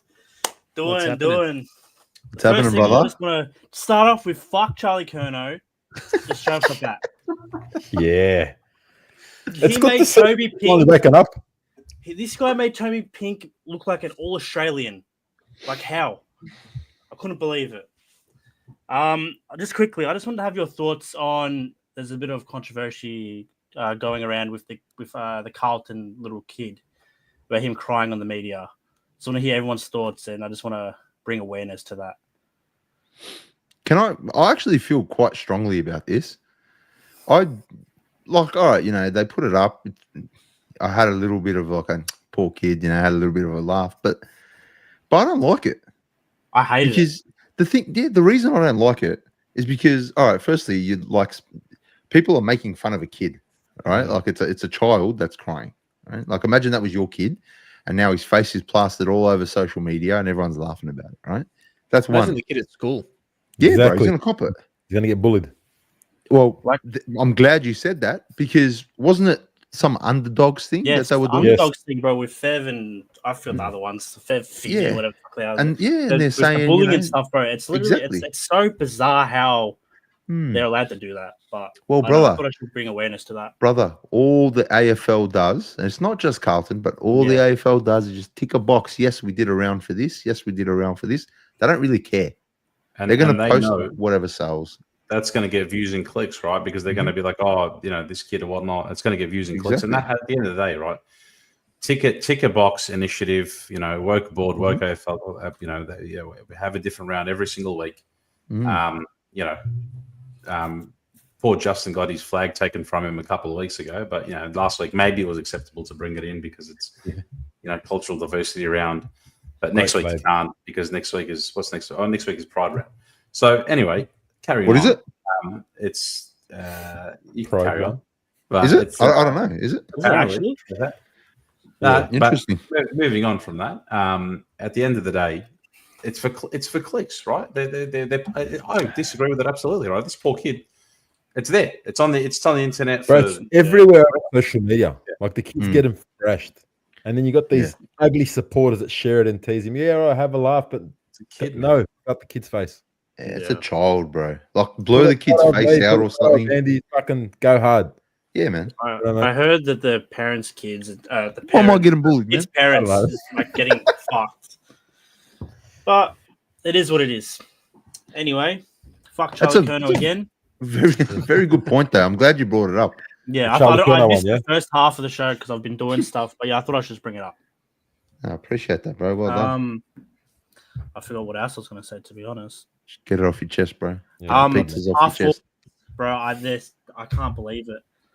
Like Charlie missing multiple goals right in front. The same with Fogarty.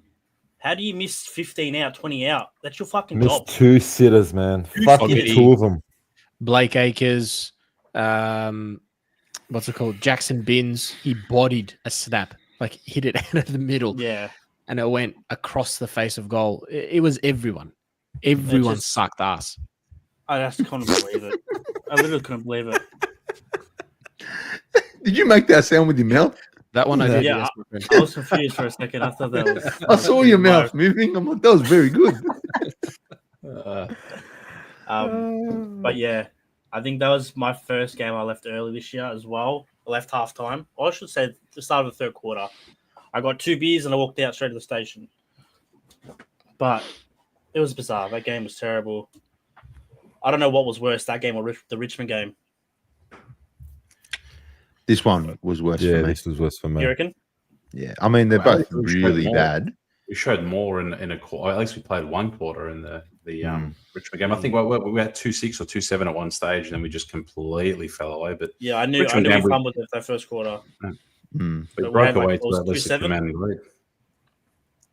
It's just it's like not taking opportunities, not taking chances, and just pacing around, plodding along, and just some of the decision making. Like I know going inside 50 is already an issue, but this was just bizarre. Like just some of the decisions that were being made, and that's when we could get the foot to the ball. Sometimes it was just fresh dairy. Yeah, it was pretty bad. It was pretty bad. Just before I go, I'll quickly go. Just, who would you guys rather trade? Pick 2 out of 3. Charlie. Oh. Charlie, Mackay, or Walsh? Like, who are you Charlie. keeping out of those 3? Keep Charlie gone. Oh, no, you're getting rid of Charlie. I'm getting rid of Charlie. I'm saying you have to get rid of 2. Charlie and Charlie. True. Well, you can't get rid of both forwards. No, Charlie. If you have to get rid of one, you go Charlie and Walsh. That's for me. See, I'd get rid of Harry because Charlie plays. Plays what? He plays with his balls when he's on the fucking. At least he's on the field, bro. Bro, Motlop come in the last quarter. Basically, had a better game than Charlie. Yeah, he did. He had a better game than Durden as well. He had more touches than Durden. Durden has to get dropped as well. I'm all for Charlie being traded, but Morris dropped a bit of a bomb on us, and now I need to know. I need to find out what this Harry situation is. I just want to point out this comment, mate. Listen, that's not on, bro. That's joking about supporter. Tell me you're a Collingwood supporter. Joking about mental health and suicide and all that, mate. That's not on. And here at the Monday Blues, we take mental health very, very seriously. So please do not comment that rubbish on our channel. Very good. I was going to say something else, but then it'll contradict what I just said. You're very lucky. I'm off. I don't know if I'm the last one, but have a good night, boys. Thank you, brother. Appreciate you jumping on. Mate. All good, bro. Appreciate it. Yeah. There's what situation are we in now? Is it a holding pattern? Do we just wait and see? Do we not watch for the rest of the season and worry about something else? Maybe we start watching, I don't know, polo. My thing is the club is going to, I reckon, gaslight us further, because I reckon we'll come out and beat, if not Port Pies, and I'm the delusional, or as was earlier said, the good opium or whatnot. But at the end of the day, the club will come out and pluck a result out of its ass, and you think, what on earth was that blip on the radar, or that performance against North? I thank you, Ned. Great comment. Have you guys watched games for 2023 recently to see the difference in Carlton's gameplay? Sorry, mate, we missed it. Thank you, Ned, for the donation. Thanks for the donation. Semi. Yeah. It was a fast and attacking form of football, the handball forward, and this is the way that the AFL is sort of going, and some teams have moved with the times. Fast-paced movement, handball forward, running, overlap, not the stagnant kick, mark, wait, kick, mark. And we've always been that side. If we don't have that option down the line, you see it. We don't have Harry in the squad. We don't have that option down the line on the wing. Or Sauce has changed his roles in defence. He can't be that option down the wing as well. Or Charlie has to do it, and then you're kicking to a forward line of, Williams, Fantasia, Fogarty. I like Williams putting it inside 50 because he seems to be a great kick and can hit up a lead. Chincotta as well. Oof. Yeah, but it's shout out Rocco. On your Rocco. Absolute legend. Can't wait to watch the jumper punch tomorrow. It's going to be a massive one for sure. 7 p.m. on YouTube. Make sure you hit up the jumper punch. If Rocco after the game is anything to go by, tomorrow night's show is going to be a fiery one. So hey,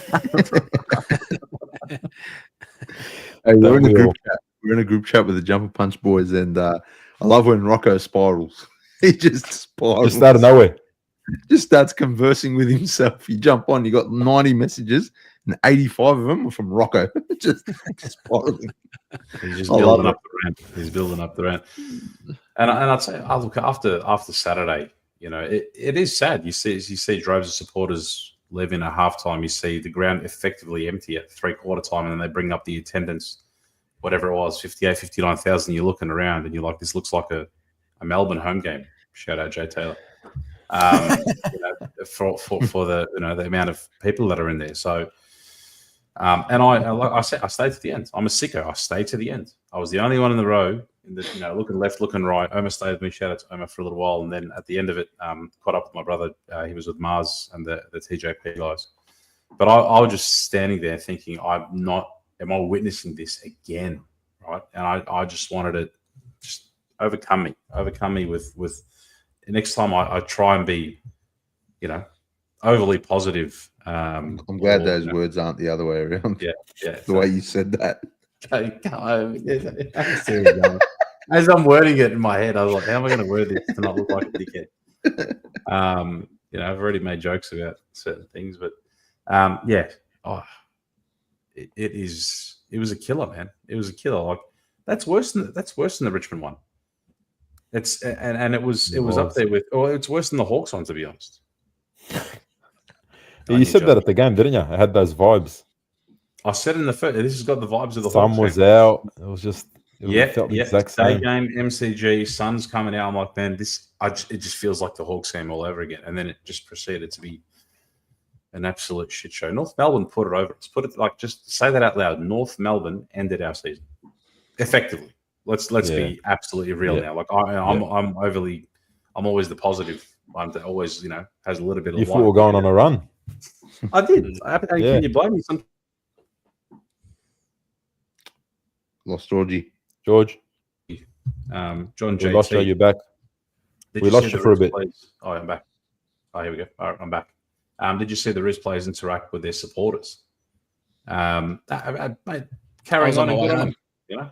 They were going around the ground and high fives and cheering and celebrating. And actually, Justin, the beers were going down good. I was, I had a couple. So I broke the curse last week or the week before, whenever it was. So I'm entitled now. Just a day I'll never forget, honestly, and unfortunately for the wrong reasons. Very good. Feels good. I feel like I went through stages tonight of anger and then acceptance, then anger a bit, and then acceptance. It's good. It's been cathartic tonight. This is why we did it. This is why we started this. I feel numb. I'm not happy. I'm not sad. I'm not angry. I'm just thirsty. I am pretty thirsty, yeah. It's been a while. Be In is demanding a duck race. Be In. We had a winner. We actually had a winner of the giveaway. 11 points. How sweet it is. Who I think was in the chat earlier. He's a Collingwood fan. But, hey, mate, we don't discriminate around here. If you're good to us, we're good to you. And he got it right. And, mate, congratulations. Go enjoy your $100 Mercadante voucher. Make sure you get the Nutella pizza. It's fantastic. And on that as well, big shout out Mercadante 123 live on street. Globalnet Solutions Australia. Globalnet's got a promo, Andy, I think that you posted about the other day. Yep, for the month of June, they're doing free audits for any small business. So if you've got a small business and you want your IT systems audited, give Naz a call at Globalnet Solutions. Fantastic. Saved my business. Like, I had no idea what I was doing and sorted me out. And now I'm an IT expert. That's how easy they make it. So, absolutely. Okay, cool. Elite Plastering Group as well. Cami Projects, YPA, Zach Nassar, Raz Homes, Bottle Pascovale, and Damo Finance. All their contact details are in our video description. Get around them. But also, if you do, let them know where you got their contact details from, the Monday Blues. So, supporting all local small businesses and people that support us as well. So, thank you. Bocek, thank you for the donation. Put this towards more wrestling shirts. Tell you what, great call. Got the red and black NWO rocking. Too sweet. Oh yeah, told you I'm a wrestling nerd. I've got the got a Randy Orton one somewhere, and I've got the white and black NWO. But as a kid, remember like Pipeworks and Vic Market Yeah. I'd convince my parents, like, I just want the Goldberg one. Give me the Goldberg one. Or then you go back, I want the Rock one. I had a 6 Sid Vicious one. I love Sid Vicious. And Billy Remember when he Kidman broke his leg Oh, mate, Sid was WCW off the top rope? Thanks. and Billy Kidman was my go-to. But, Wow, Billy Kidman. what a time! We can Billy Kidman with the white singlet. Yeah. And the denim, the jean shorts. the denim shorts. He used to do the shooting star press off the top rope. I'm pretty sure. I'm gonna go boot up WCW.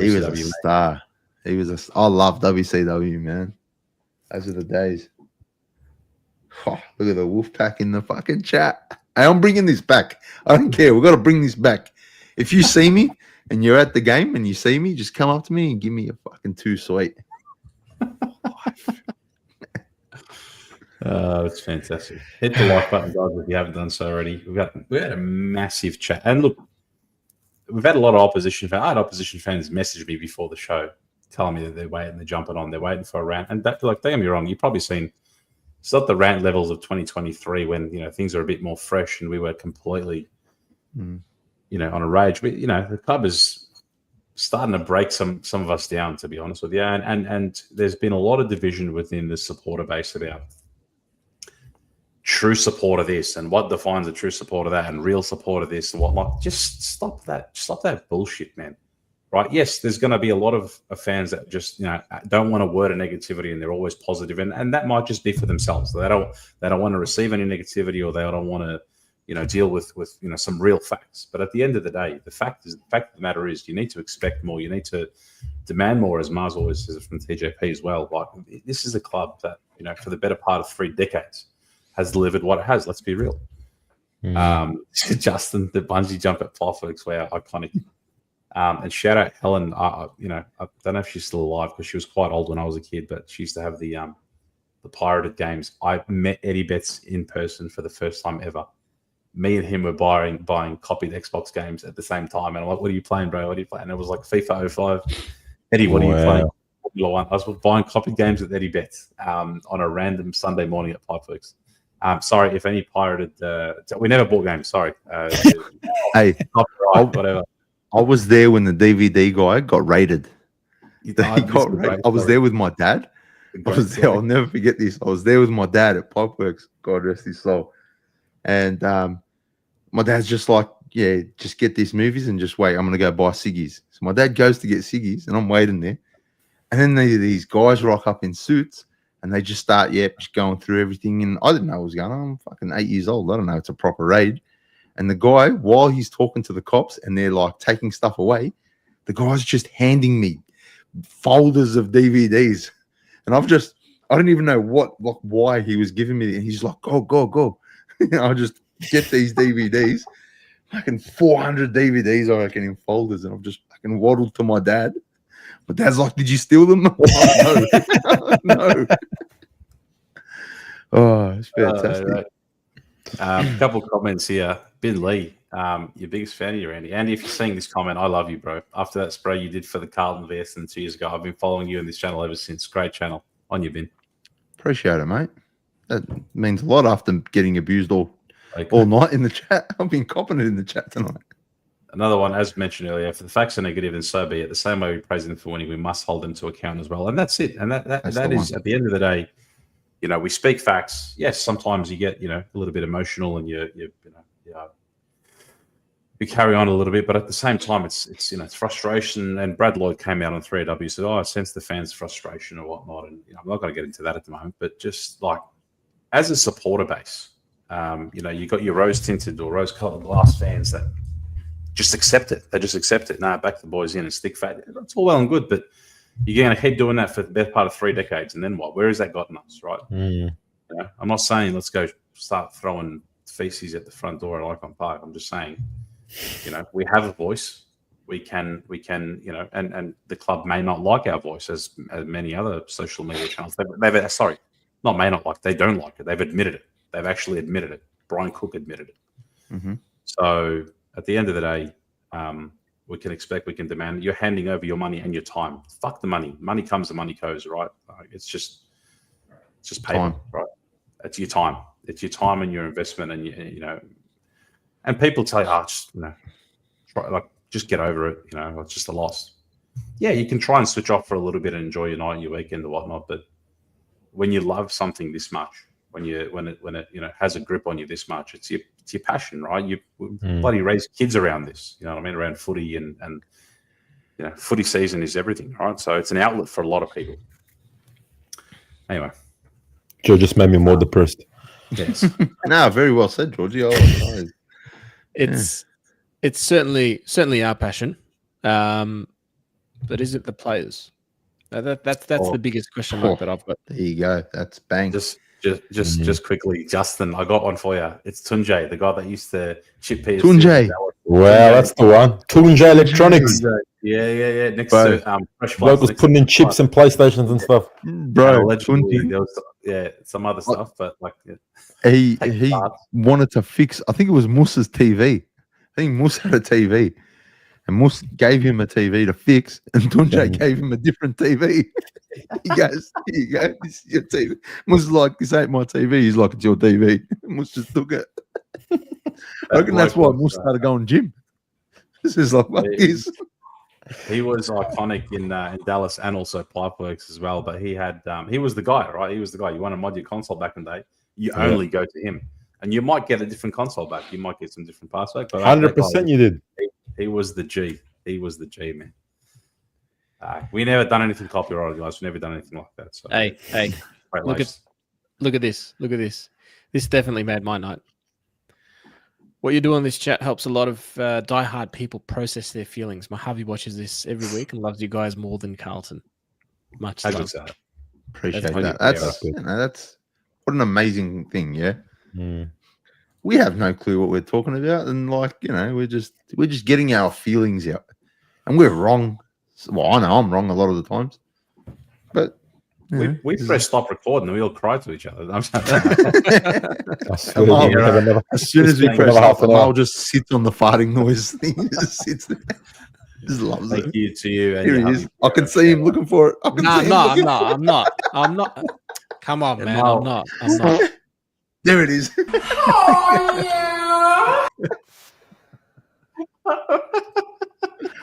Oh, shit. There's going to be some guys watching in their lounge room, and that sound would have just come on, and their missus is going to come charging out. What were you watching? Moaning and farting noises. What kind of porn are you watching? I heard Bonnie Blue before. On the family room TV. Don't lie to me. Oh, shit. Forget after 10, it's after 11. Yeah, it gets wild. Yeah, well done.